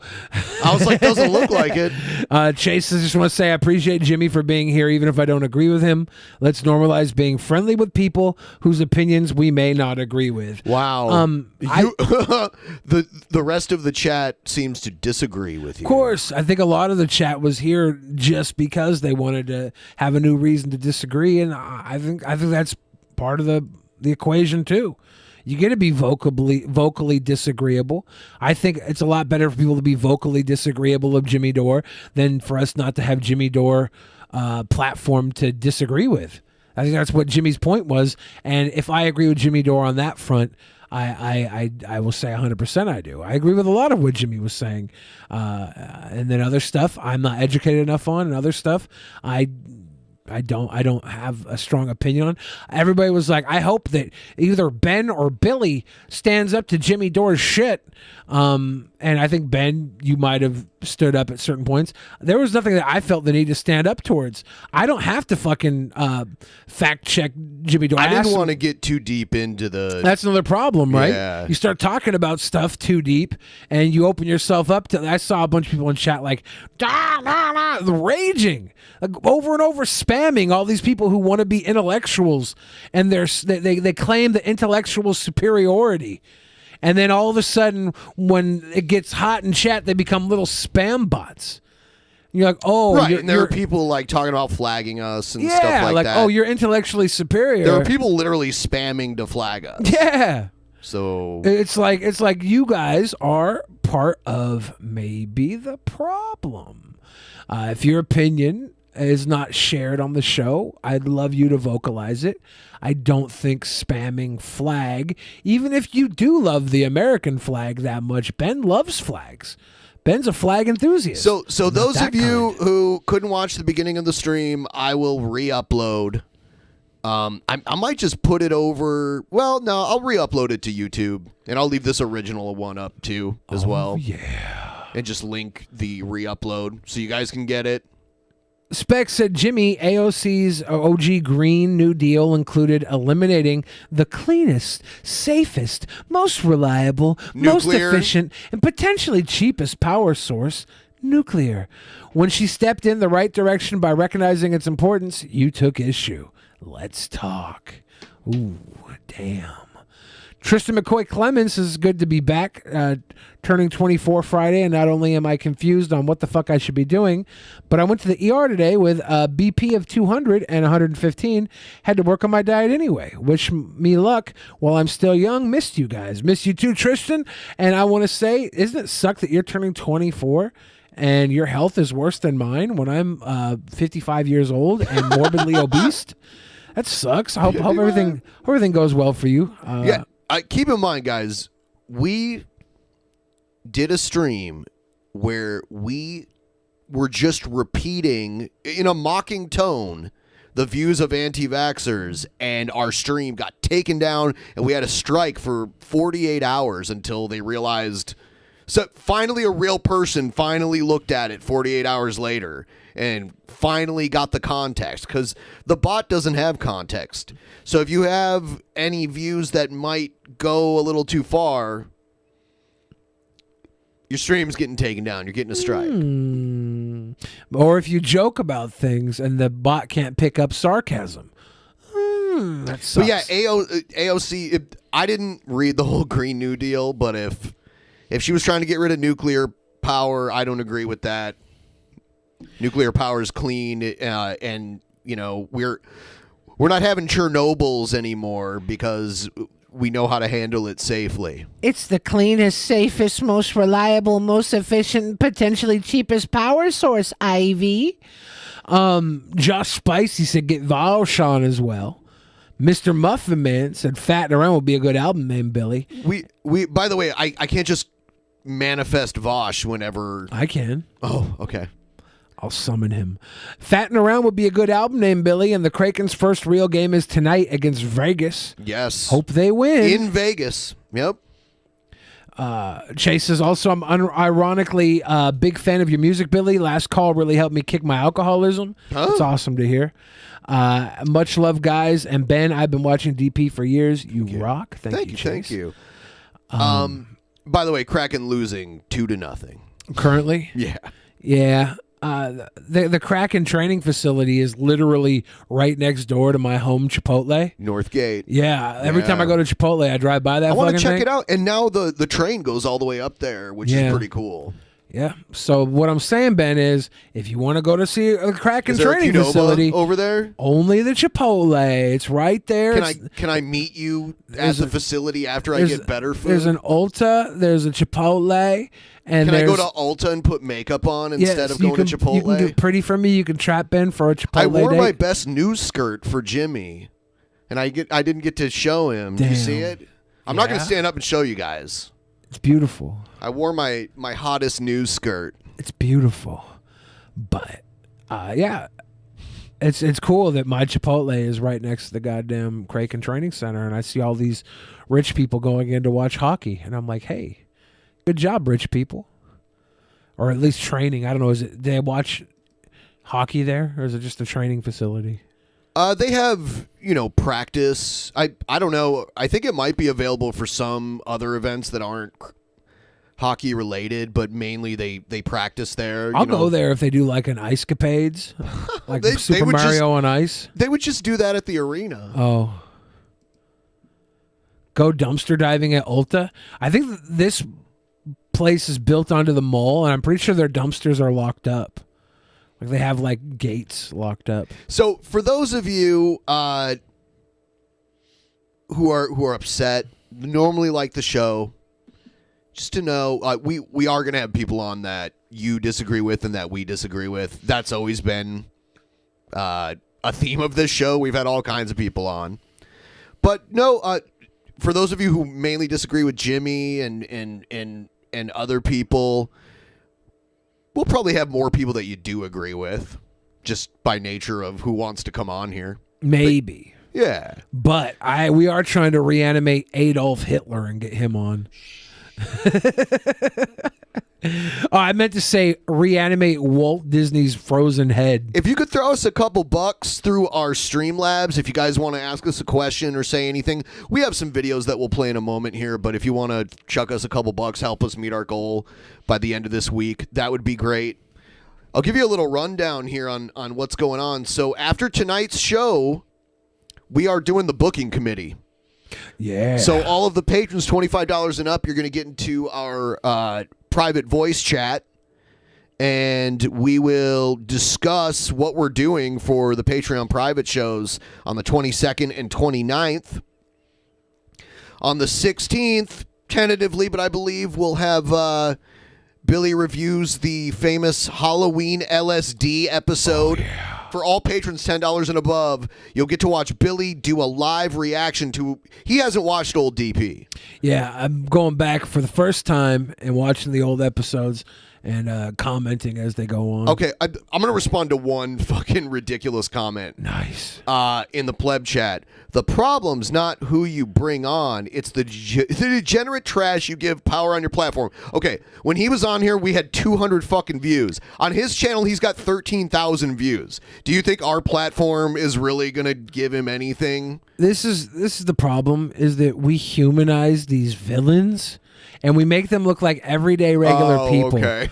Because when they're on with us, we how dare we? We make them look so goddamn lovable by proxy of us being so goddamn lovable. We're sweet boys. That's the problem. Like, fuck the platform. It's not about the platform. It's the 97 people that will see Jimmy Dore and not seethingly fucking hate him. That's the problem. That's the problem. So yeah, check that out, and later on you guys will find out about all the other stuff. Also, you should sign up for our Patreon and do the $25 or up thing, because you'll be getting free DP on demand after the 15th, and there's going to be all sorts of other content posted there that you'll want to see. There's a never before seen DP private show from back in the day. I'm uploading episodes of the Ass Cast and some other stuff.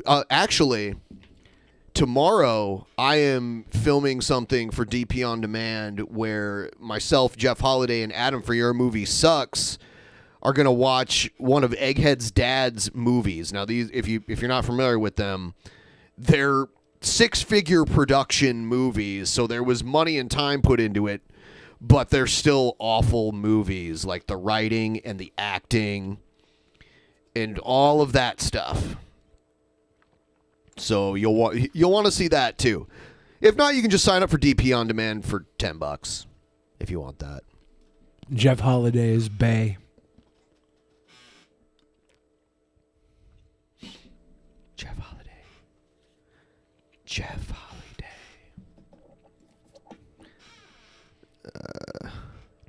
I have a big problem with Egghead's family's movies. Have you played Metroid Dread yet? Yes. Do you like it? Yes. I just beat the second Emmy last night, and then I was like, I'm going to sleep. It's so intense. There are parts of the game where it's almost like a horror movie, where there are these evil robots. You have to go through these zones where these evil robots are in, and once they find out that you're there, they chase you. And you have to kind of... Because Metroid games, you build strength and items and stuff and new abilities. So at first, you can't do anything to these robots. You have to avoid them because you have to go through their room a few times, like the zone that they're in. Once you get out of the zone, they can't chase you past that. And then in the end, once you have like the special weapon to kill it, it shows it like third person where it's like coming down the hall at you, and you have to like aim at it. The like view changes for that part, and you have to like aim it and shoot it, and then it dies, and then you're like, yay! It's a great game. It's a pretty fucking amazing game. Everyone who's a fan of the 2D Metroid games, you should really check it out. And then you can go back and play Super Metroid and the original. I recommend playing them in that order. The original Metroid last, because you have to really, really like the new Metroid, Super Metroid, and then to those two to move on to the original, because you're going down to 8-bit at that point. We're gonna get into antagonism, and it starts right now.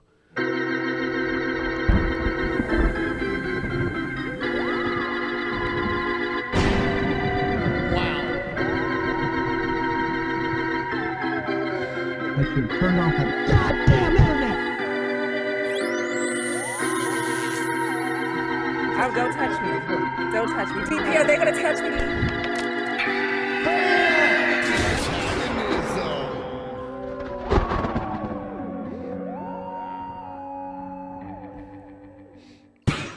Oh, shit. And for the record, yes, I did get Jeff Holiday and Billy. They were both kicked out of the Uber because I was like, alt-right creator of Kekistan, Jeff Holiday. And they were like, get out, Nazis. Ben perpetuates cancel culture. I canceled them from an Uber. And then we watched his We Are Kekistan video on our Doesn't Hold Up thing. That was rough. Hey, it's funny. Imagine standing for something and believing in something and then looking cringy just a few years later. Reminds me a lot of myself. I hate it when people film other people in public but think they come out of it looking good when they just come out looking like pricks. I like that. This is one of those, in my opinion. Grab the water, too. Thank you. Hey, can I ask you something, by the way? No, it's just that every time I come here, like, at the late night hour, I don't know why, you're, like, it's not even me, because I know it's not just me. Chances are, by the way, he's either one of two or maybe even working by himself here. Like, I'm sure you're, like, this way with everyone. You just, like, are very impatient. Like, if like, you don't want this job, you don't have to be here. Like, Well, part of the... I mean, people in fast food... they're told to rush you because they get time. Oh, yeah. Drive-thrus have a timer, and you're expected to keep the average time, yeah, they get below in trouble. a certain number. So it's not him, it's McDonald's. By design. Right. This guy's got to rush through this. Yes. And like, when I worked at Wendy's, my manager was held accountable for the average fast food, or the average drive-thru timer, that they got. So it went all the way up the chain. If you want to smile... if you want quality service, then pay more money. Then make the best of this situation and go eat at Chipotle. They always smile, unless they're child labor victims. I'm just no, like, the kids love it. You literally rush my order every single time, and I hate having you. And I mean, I'm sure my word means nothing to you, but I'm just telling you. You have the choice to have a different profession. Look at his profession. face. He's like, shut up. This isn't a profession. I'm sure you're just very incompetent and you have to work here. Wow, but what I'm a prick. not being He's getting spit in his next food. Yeah. ignorant either. It's just like, I'm not being ignorant either. You are. Who cares, like, if I've been drinking or doing whatever? Like, I come here to late. A drive-through. Who cares if I've been drinking as he's going through a drive-through?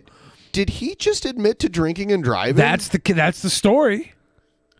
I'd be on the phone like, hey, officers, this guy just came through my drive-thru and admitted to drinking and driving. Here's his license plate number that I got while he was driving away. I hope this guy's just like, thank you, so have a good night, and then just shuts the window. Night hour, I get food. Every time I have you, I fucking hate it. It makes me sick. I'm so sorry about that. No, I'm sure you're very sorry about it. I'm sure you're very sorry about it. I'm so sorry about that. I know you're recording me, every so time I come here. you're not going to get my honest reaction. I'm sure you're not actually sorry, and you're just saying that because of whatever's happening or you're being recorded. My guy. So. Thanks for making everyone behind you wait for their food. I know. Prick. Here's a guy complaining to landscapers about the noise of their leaf blowers. What? No. Hey, man, I don't get why you guys are being so aggressive about this. I've asked you to stop using that. They're not allowed. They're not allowed? You're making my life difficult. Everybody that lives on this block, we can't have our windows open. just because this house wants some leaves removed doesn't mean that you guys get to break city ordinance. I don't care. We don't care either, bro. All right. All right, so watch out who the fuck you talking to like that, bro. Watch out who you're talking to like that, bro. I love that. I'm gonna let you know right now, nigga. Call the cops. I don't give a fuck what you do, bro. All right, bro. I'm not him, and I'm not the one in charge, bro. Who's in charge then? My guy. You fuck with the wrong one, Papa. Dude, are you gonna get in my face? Yes. I'll leave. I'll leave. Not all heroes wear fucking capes, dude. Or shirts. I love this guy. I'll leave. What's up, bro? What's up, bro? I'm gonna leave. What's the I'm word, gonna leave. bro? What's up, bro? What's up, bro? I'm leaving, man. I'm getting out of here. I'm leaving, man. Yeah. I will. Because I'm not the one, bro. All right. All right. All right, bro. All right. I appreciate you, nigga. All right. Service with a smile. I appreciate you. Service with a smile. I need you to know. I'm getting out. I'm getting out of here. Yeah, I'm you getting are. out of here, man. Yeah, you are, Papa. I'm You getting out of pussy. here. Look, I want to press on people who are doing their daily living until they press back, and now I'm spooked. What a puss. You should have fought him. He should have fought all three of those guys. I wonder what he does for a living. He's an MMA fighter. Yeah, he totally should have fought all three of those guys. That was Tyson Fury. Yeah, he fakes his British accent. Excuse me, I just thought, it's a good city ordinance. I wonder if this was fake or if this was real. It could be fake, but it could also be real. Because people do this kind of shit all the time. This guy's a male Karen. If this is real, yeah.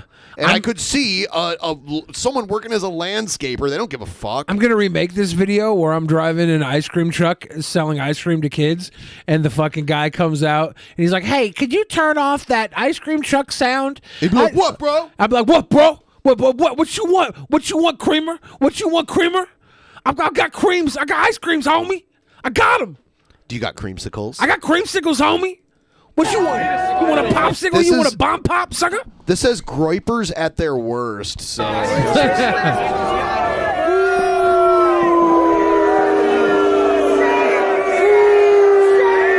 mean, are we really surprised?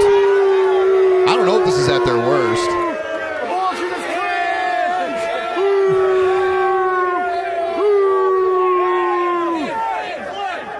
The funny thing is that I know at least a few of them are doing gay shit behind the scenes.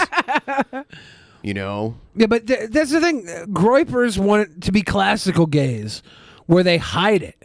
Like it's like Clark Kent versus Superman. They want to be Clark Kent every day, and then at night they put on their cape and they butt fuck each other. That's what they want. Groyper sounds like a weird kind of pervy thing, yes. Honestly. When I first heard it, I'm like, oh, is that some kind of weird right-wing fetish?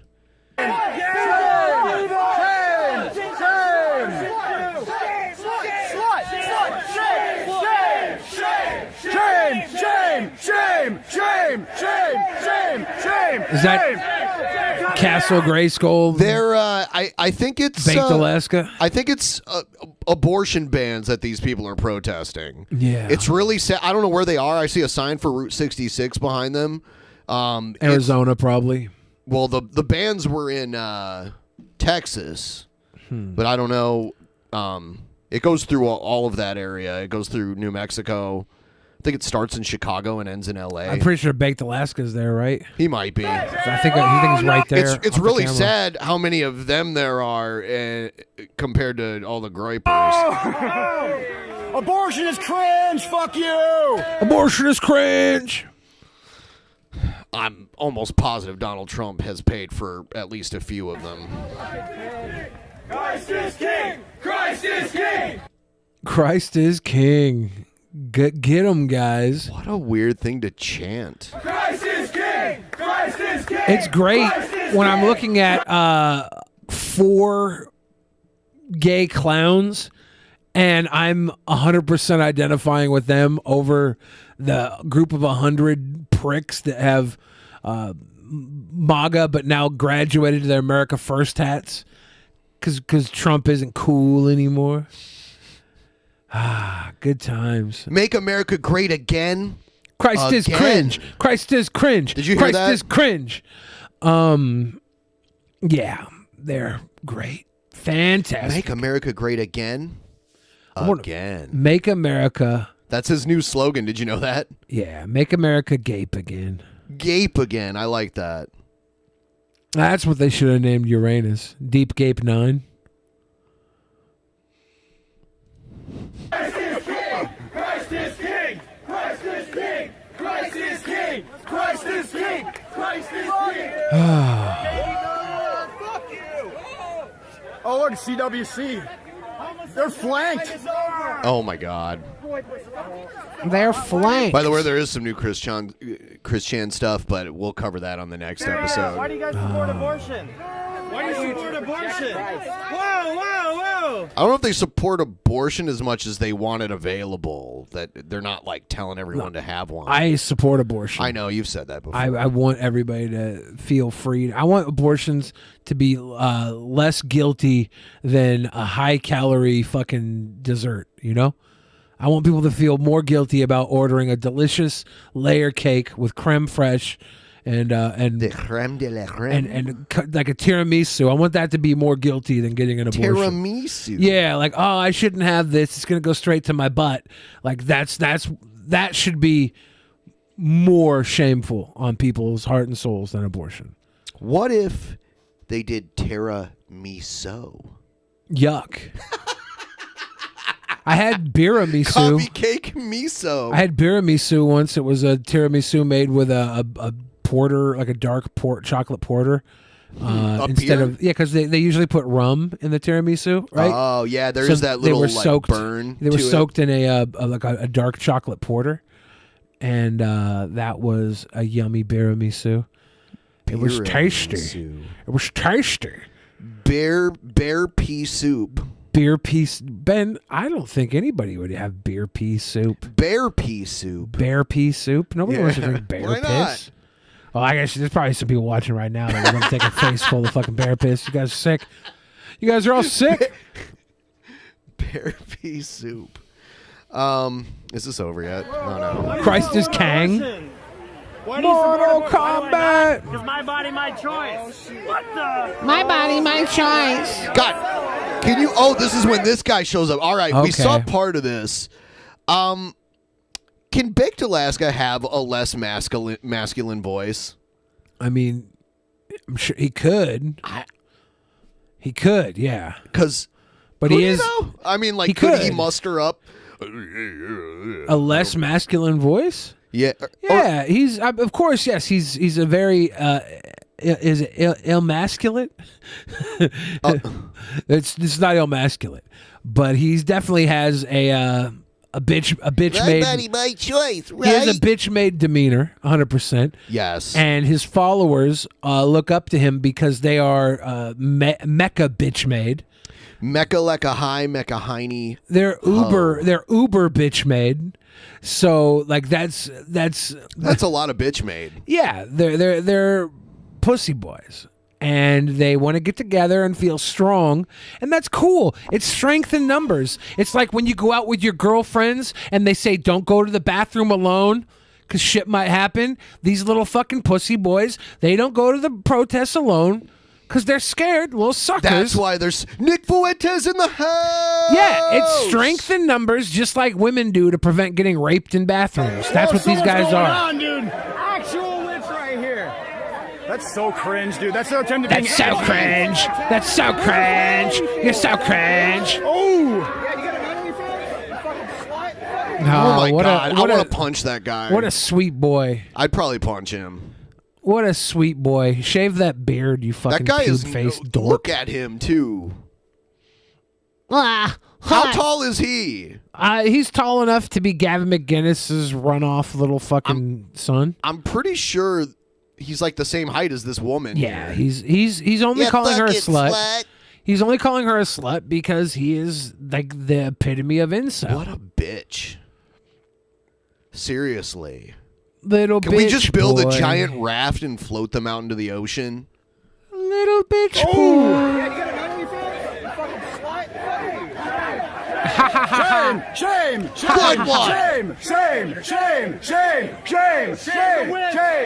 Society told us it wasn't okay to be men. So we became the type of men it's not okay to be.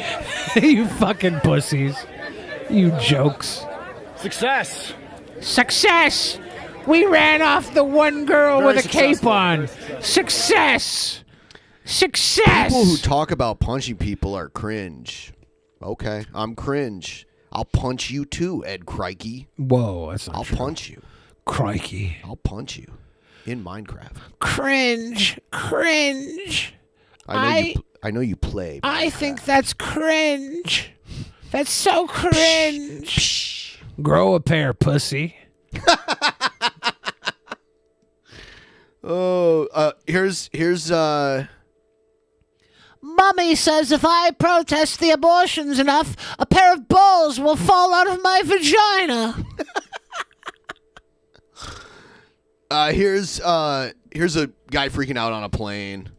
You won't believe what happened on my flight to LA. The fuck you talking to me like that for, bro? Take me off. I don't give a fuck. I didn't even want to go to Cali. I didn't even want to go to Cali. I didn't even want to go to Cali. My guy, you win. You don't have to go to Cali. I will find your name, date of birth, and address. I will know your social security number before I get off this plane. Oh, he's spitting everywhere. He took off his mask, and now he's fucking just like spitting into the air. Something tells me he won't find this guy's name, social security, before he gets off the plane. Oh, he's not staying on the plane very much longer. Something tells me this guy doesn't know how to find his way off of the plane without assistance. Let's see if he gets assistance to find his way off of the plane. See me on the phone with. What? So what the? Yo, cuz, watch the fuck out. He pushes this dude out of his seat. People will say this is fake too, but it's not because you don't fake this on it. They're not going to let you fake this on an airplane. The fuck out. What's the plane? Wow. What's the law gonna do? Yo, mind your business. Mind your business. Because I will break your neck. Yo, let me just explain something. Hold on. Let me explain something.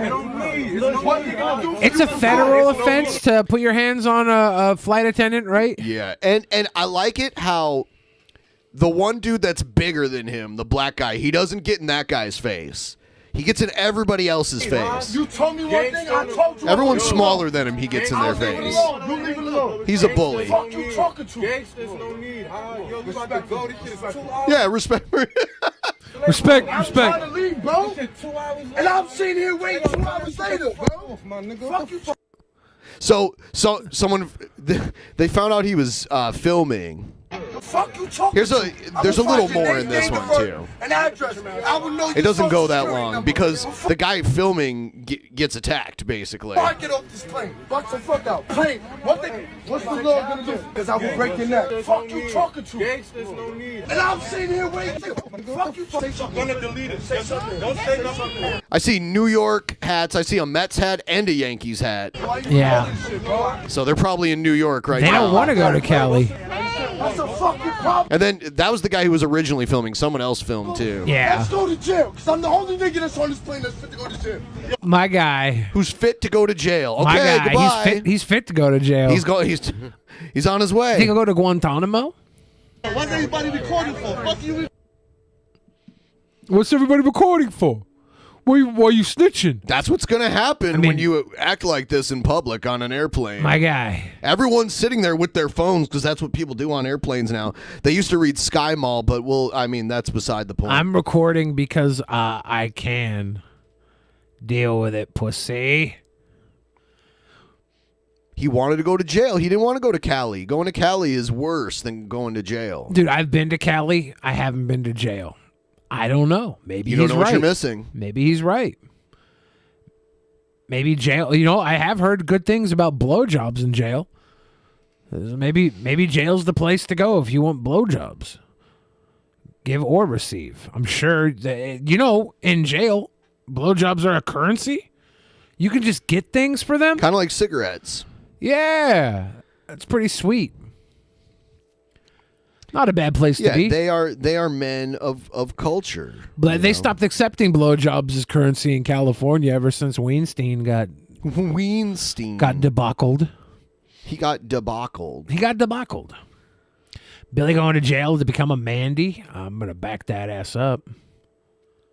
Oh, are you? Yes. Chase says that looks like one of the new Boeing planes too. That would have been a much smoother flight. Damn. So I guess they were delayed. I don't know why they were delayed, but I guess we'll get more details on this eventually. I have a little bit. I think I have an article on it, but I don't think it really says anything that we don't know just by watching it. Where is it? Oh, by the way, Dean Cain, I don't care what the worst Superman ever says about the bi-Superman. I like how he was the Superman that he didn't get Superman in the title.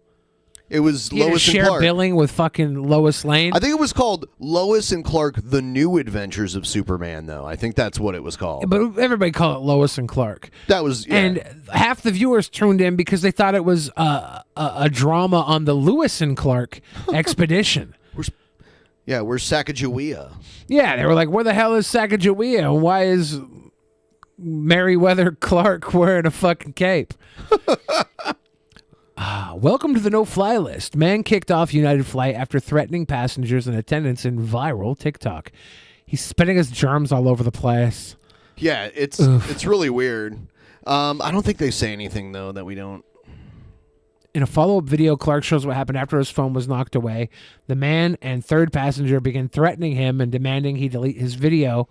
Clark walks away from the situation as the man stands up and yells at the rest of the plane. Why is everyone recording? There's going to be more recordings of it eventually, I'm sure. I really enjoyed live streaming and recording everything, even when people didn't want to be recorded. But I don't know if that guy was built like me, because I would have been in both those guys' faces. It would have been a hustle scuffle. What is this? Is that colon cancer? No, it's mushrooms Oh. that they think might cure cancer. This is from the Oxford website, Oxford University. A new industry academic partnership between the University of Oxford and biopharmaceutical company Nucana has found that chemotherapy drug NUC 7738 derived from a Himalayan fungus has 40 times greater potency for killing cancer cells than its parent compound. Wow. The naturally occurring nucleoside analog known as cordycepin is found in the Himalayan fungus Cordyceps sinensis and has been used in traditional Chinese medicine for hundreds of years to treat cancers and other inflammatory diseases. However, it breaks down quickly in the bloodstream, so a minimal amount of cancer-destroying drug is delivered to the tumor.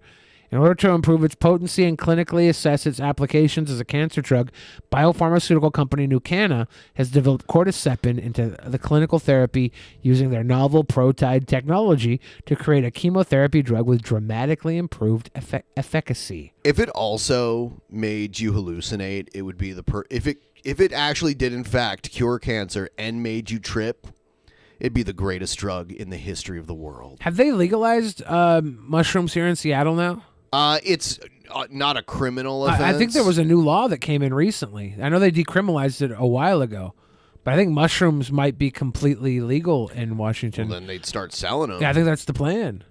I think it came out recently. You might be right, actually. Yes. I've heard like within the last week that they're going to start giving us mushroom parties. It might just be full decriminalization. Seattle's mushrooms, magic and otherwise, have arrived. This was October 5th, a week ago. As far as seasonal offerings go, mushrooms have a moment. Seattle made national headlines when the city council voted to decriminalize mushrooms and other psychedelics for non-commercial uses on Monday, October 4th. Okay, so non-commercial uses. With what that technically means is city police will consider it one of their lowest priorities to arrest or prosecute anyone with psilocybin mushrooms, LSD, or other psychedelics. The move groups Seattle with an increasing list of cities that have relaxed their policies on psychedelics, like Denver, Ann Arbor, and the entire state of Oregon. Oregon. That's what we call. There's a town outside of Toledo called Oregon, Ohio. It's spelled the same way. That's magic funny. mushrooms are probably not going to pop up on restaurant menus anytime soon. They're not going to be sold at restaurants anyway. It'll be like weed stores. In the Netherlands, they have what they call smart shops, and it's shrooms and peyote and all that kind of like organic drugs or organic hallucinogens. But the Pacific Northwest is a treasure trove of delectable wild mushrooms like hedgehogs, lobsters, porcinis, chanterelles. Chanterelles in particular, with their buttery, slightly peppery flavor, lend their own magic to Seattle restaurant seasonal menus like Cafe Flora's Forage or Scramble. Expect to find farmers markets teeming with local mushrooms, or lace up your hiking boots and forage your own. But don't forget to download an identifying app. So this is about... I wouldn't trust an app. I would. These chanterelles aren't going to make you high, though. No. No, but if you're going to eat a mushroom, I wouldn't trust an app if you're not like trained to forage for mushrooms. I wouldn't trust it. It's not that hard to forage, though, right? There's a lot of books you can find, and you can pretty much... They're It's best to like have someone teach you. You can become a forager here in the Northwest fairly easily. Yeah, they're everywhere. Yeah. They're literally everywhere. Get yourself some blue ringers. Don't use apps. I learned from books. Sticky, don't be an asshole. You know what I'm going to do? How's that make her an asshole? She's an asshole, dude. I'm going to go and get a IRL camera, go into the woods, and just let chat tell me which mushrooms I should eat. You're going to die. You're going to die, honky. That would be great. Aside from Zoomer capsules, I take mushroom blend from a dropper. It's a combo of beneficial mushroom. Nobody knows what the hell that means. DJ Cryptos Rock. I got to go in person, but I can find them for you, Beely. You got to go in person. Beely. I can figure out how to get the right mushrooms. I'm not a complete idiot. My biggest problem would be actually going outside. Oh, I wish I were a fish. I'd go swimming with all the women. If I were a fish, I'd go swimming. I wrote that song for you guys. It's about being a fish. Because we also have fish here in the Northwest. Squirrels will hoard mushrooms and store them up in trees, letting them dry up. Yeah, I should try and find them squirrel hoarding trees and steal their stash. It's not bad. Foraged by squirrels. Shroom kits from Seattle seem like a safe way. Study a bit. Yeah, I got a bunch of friends who are foragers. If I wanted to get into the shrooming world, I could, but I don't. I live a very comfortable, nice life, sitting around eating Chipotle and talking about butts. It's a good world we live in. A crazy world in which we live in. Squirrels trade sex for mushrooms. I love how Jimmy Dore left the show and we haven't had a fucking problem since. What the hell? What the hell, guys? I think we know what's going on here. It's the government shutdown of free speech. Girls trade sex for mushrooms? We all knew that, DJ Cryptos Rock. Oh, squirrels trade sex for mushrooms. That's much more interesting. Shrooms are Chase's favorite kind of high. Never actually gotten good high. I read something yesterday that said, if you've tried Coke and you thought, what's all the fuss about, that you should be on ADD medicine. And the only time I ever tried Coke, I didn't really think there was anything good going on with it. I'm almost 100% sure I have ADD. Same thing when I do Adderall. I don't get any sort of crazy effect. Lifelong man of undiagnosed ADHD. It's horrible. This is the healthcare system we live in. I can't even I go to the doctor and they diagnose me with obesity. They don't look at anything else. They're like, oh yeah, well, your diagnosis for today is that you're morbidly obese. I'm like, no shit, Sherlock. Can you treat my ADD or what? No, that will be at least 7 more visits. $2,000 minimum out of pocket for you to get some goddamn pills. It's messed up, dude. It's messed up. I never meant to bring you to my world. Now you're sitting in the corner crying, and it's my fault, my fault. I know, isn't that shocking? I got diagnosed. Oh, Roosevelt neighborhood self-described boho meets geek. Distant World's Coffee House announced a future expansion and move in the former site of Sunlight Cafe on the corner of 64th and Roosevelt. Are they no longer talking at all about psychedelic mushrooms? 100%, yeah. Like, I don't care about... I mean, like, mushrooms are good. I eat a lot of mushrooms. But I want the psychedelic ones to be more readily available. Look at those little man wieners. Little baby wieners. These are psychedelic mushrooms. You can tell. You could tell?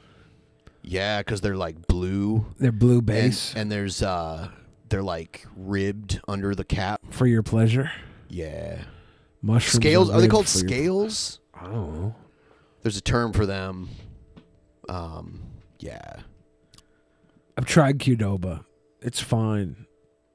The difference between Qdoba and Chipotle is some people were raised on TV dinners and some people were raised on fine dining. I understand if you have a TV dinner palate, you'll want Qdoba. If you want to save $2.30 by not paying for your guacamole, I understand. Go to Qdoba. The blue bruising is common among so many mushrooms, but you can see a QB and tell, a Cubanzi. Like this species of mushroom? Is that... Cubensis.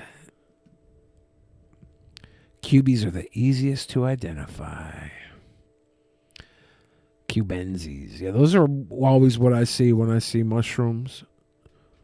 These little fucking bitch tip spirit dicks. Bitch tit spirit dicks? Bitch tip spirit dicks. Oh. Yeah, they're little bitch tip spirit dicks. Bitch tip. People got so mad today. Look at all the dislikes. We never get this. Whatever. Yeah. I'm proud of us. I am too. These are actually what these are is people go into the ethereal realm after getting high. Ooh, And I like that. They slice the dicks off the clockwork elves and bring them back. And that's what a Cubensi is. That's what a Cubensi. It's a fucking clockwork elf dick that was severed off. A clockwork elf dick. It's true. They're little cockwork cocks. Cockwork elves. Little cockwork clocks. That's very interesting, though. I had no idea. I wasn't aware that was going on. Fuck, man. So we're going to chill, and if you guys want to send in any Streamlabs, we appreciate it, and we'll respond. Did we get any since the last time we read them? No. Okay. Damn. No. Damn. But. Also, tomorrow I am updating the ending credits on everything, so you'll probably want to get your pledges in if you haven't already, just to make sure that you're in by then. Yeah. Yeah, baby. So before tomorrow, get your pledge in if you're $15 or more to make sure your name is in the ending credits. $50 for the opening credits. The Cockwork Elves.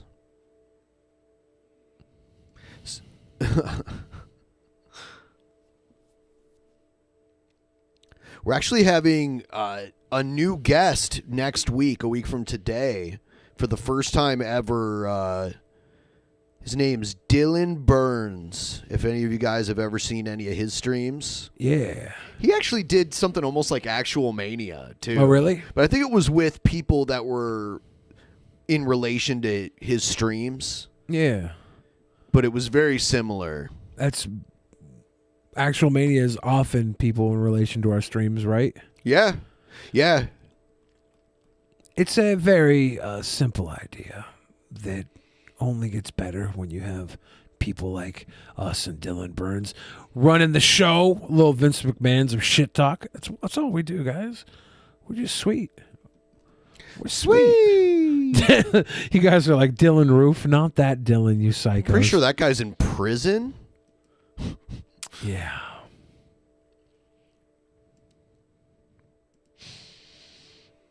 Oh, yeah. Pretty sure that guy's in prison. Who else do we got coming up? We've got V Infuso coming back again. We've got Asterios. We got Minx coming back. And then I'm going to start booking for next month very soon here. New guests are fun. Yes, they are. Old guests, not so much. That's not true.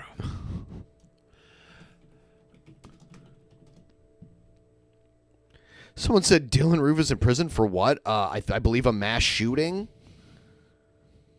You had me like, you had me questioning, like, is Dylan Roof who I think he is? And I looked it up. I'm like, yeah, that's who I thought it was. He's the inventor of the phrase, raise the roof. Oh, my God. It's also not true. Dylan Filster says, I'm satisfied with the amount of Dylans around DP. Well, There's been a lot. There's been a lot all around here. Bob Dylan. Yeah, we had him on here. He's a regular, actually. Dylan McDermott. Dermot Mulrooney was not on the show.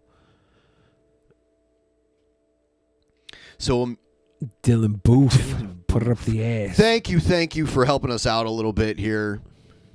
In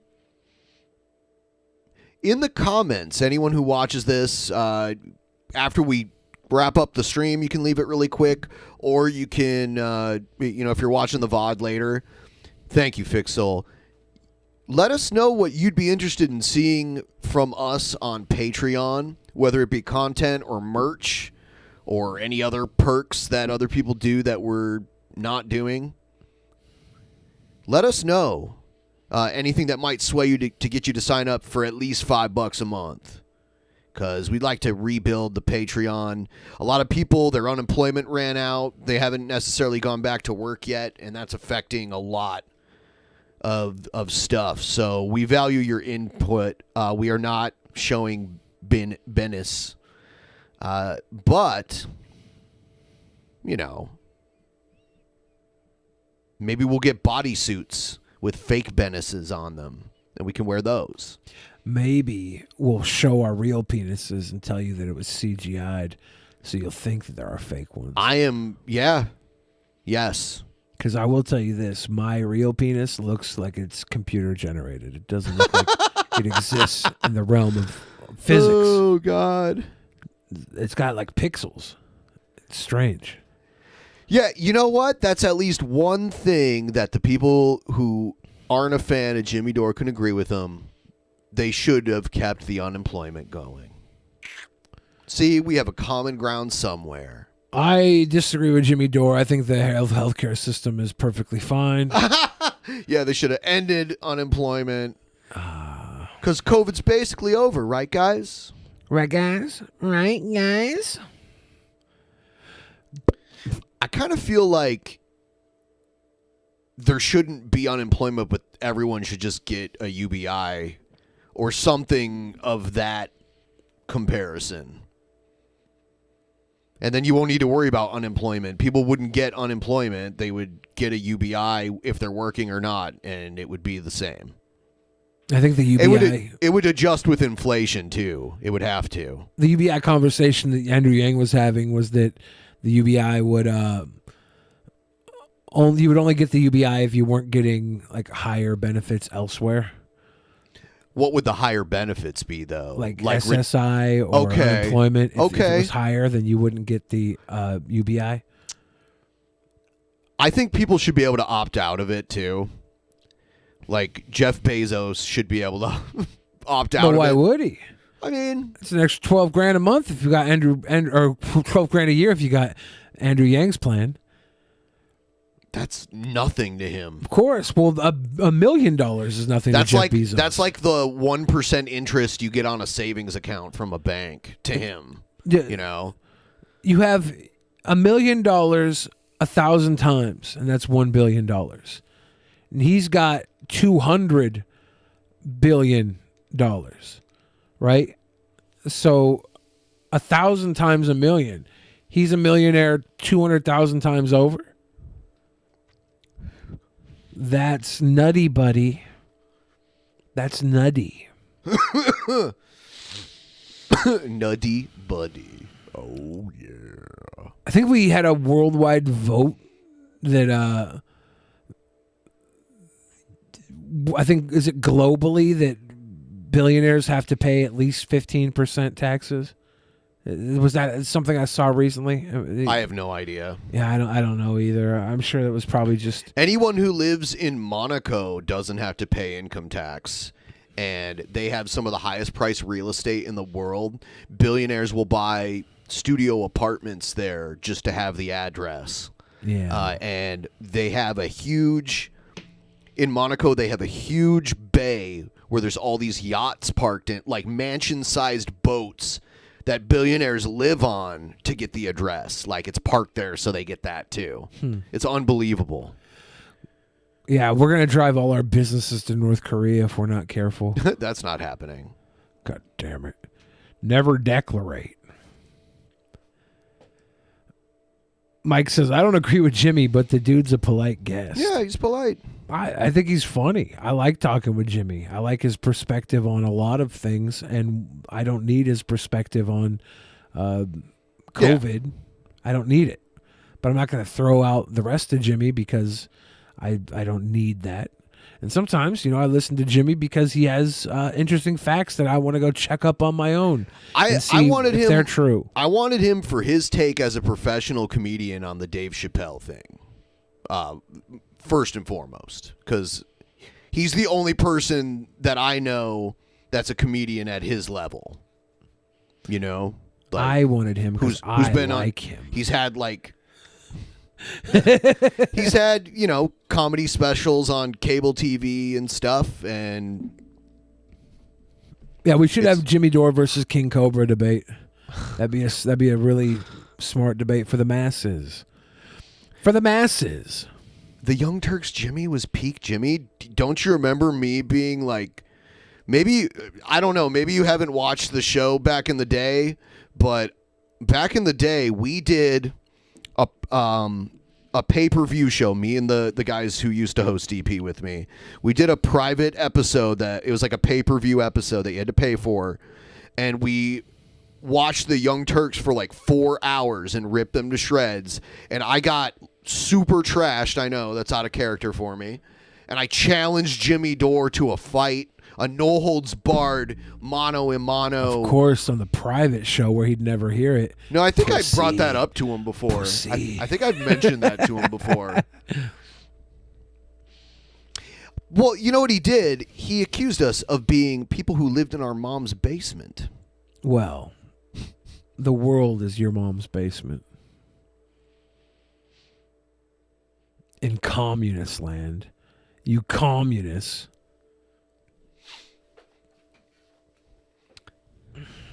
Yeah.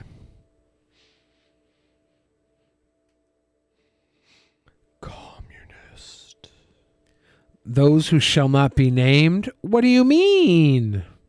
You mean TJ, Scotty, and Paul? Fuck, Ben. You're going to get canceled. People are such cunts. We have not reached out to Sam Cedar. I don't know Sam Cedar. We can have him on. I'll have him on. I'll have it, people with that sort of name recognition. I think we should start reaching out to people who are hot tub streamers on Twitch. That's the future. We're going to have Amaranth on? Yes. Let's get her political perspective. I really care about that. I do. Dude, no matter who we want to have on, there's always going to be at least one person be like, no, I hate that person. No. We used to get, back in the day, there were people that hated Caseytron so fucking bad that we would get, they would get together on 4chan because there was evidence of it. I went and saw it. They would all DDoS us all at the same time. A bunch of people, and we just could never stream live with Caseytron. Back in the day, we had to just pre-record it and stream it. We had to hide when we were recording it so no one could DDoS us while we were recording it, and then we would upload it later. Weird. Yeah. People hated her so much because they were too dumb to know it was all an act.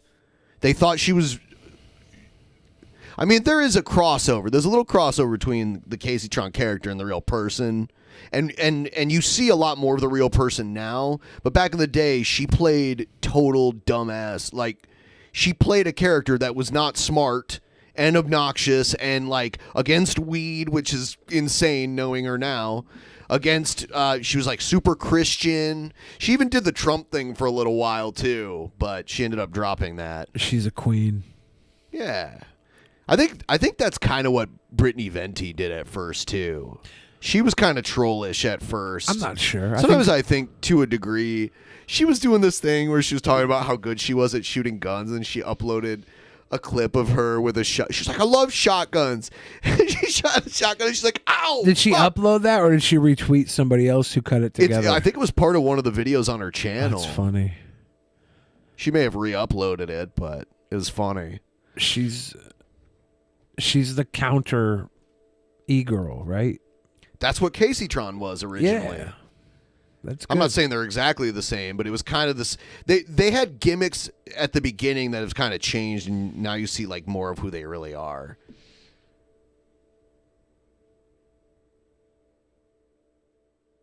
Yes.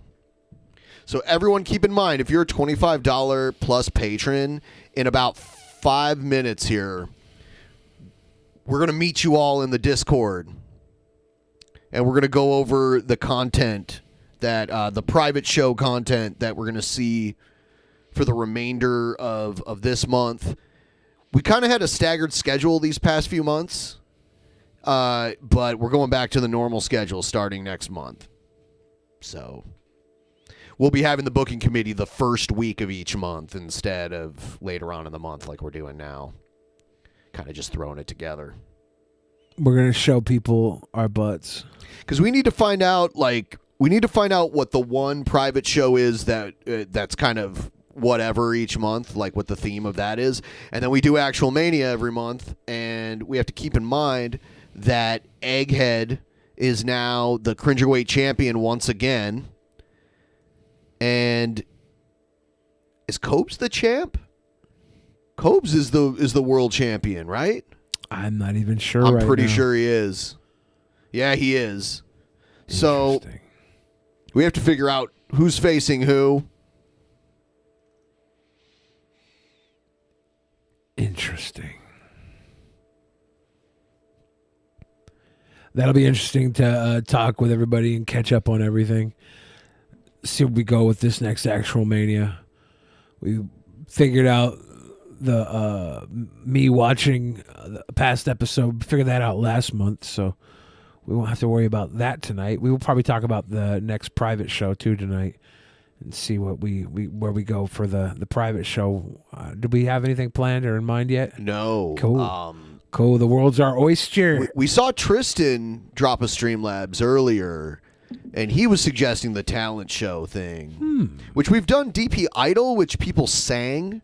Yeah. But talent show opens it up even wider for people who might be not really into music or into singing. So they could do something else like juggling or, I don't know, surprise us with I'm kind of leaning towards that since it was an idea that we had that we haven't tried before. We're trying to do new stuff. Honestly, the Patreon, we were selling the figures last year and that was hot. We're not doing the figures anymore. I'm trying to do some other stuff. So if there's any ideas out there on how to get the Patreon up again, we've got about 100 less patrons than we did this time last year. So if you guys are here, if you hear this, you're watching the show, what can you give us your suggestion? For what you would like. What would get you to do it that doesn't involve me and Billy like fucking each other? Because I know people are going to say that. You always put boundaries, Ben. That's the problem. I have to. You have to be willing to take risks. Take big fat thrusting risks. Can you lick each other? You guys are sick. You guys are all degenerates. You know that, right? You're all degenerates. I expect better out of all of you. Have your assignment on my desk tomorrow. No, I really don't want to be in too much pain. Not jumper cable nipple tassels because, the dog collar shit is enough. I have an idea, Ben. We'll get one of those egg things that go up your ass and stimulate your butt, and then one of those vaginal insertion things that are connected. And I'll put the thing up my ass. You'll put the other one around your wiener. And every time we get a $20 dono, your wiener will go off and my ass will go off at the same time. And that will simulate robotic fucking. It's perfect. The audience gets what they want. We don't have to touch each other. It's science. It's the future. We're not doing it, you fucking sickos. You're sick. Twisted Film Festival, but it has to be all original content. I was thinking of that Matt Giorgiosa. Like by the people submitting it? Yeah, I don't know if we'd be able to get enough original content. Yeah, because that requires a lot of people to do a lot of work. That's the problem. Do we have enough fans that have original content? Because like when we do the Idol stuff and the talent show, presumably, we only need at least 8 people to do it. But this other stuff, if we need to fill a whole 3 hours with content, might be kind of hard. It'd be half of you weird fuckers showing off your bug collections. I know we have a huge bug collection audience. We're going to discuss this in the booking committee. Yes. I think the Demented Film Festival was fire. We might do one of those again soon, too. I think we're going to wrap this up. I'm going to re-upload this episode because it was all fucked up. I'm going to work on a few things. I have a few suspicions about this. So, yeah. I will see all of you guys. Tune in for Tap tomorrow. If you guys have never watched my show, The Altered Perspective, it's on my other channel. There's a link in the description. It's the BENPAI channel. And, oh my God, I gotta stop reading that chat. Yes. I'm doing a stream there tomorrow if you want to come out and support. And then we'll see the rest of you on Thursday. And let me change. I forgot to change the fucking transition again. It's running faster this time, though.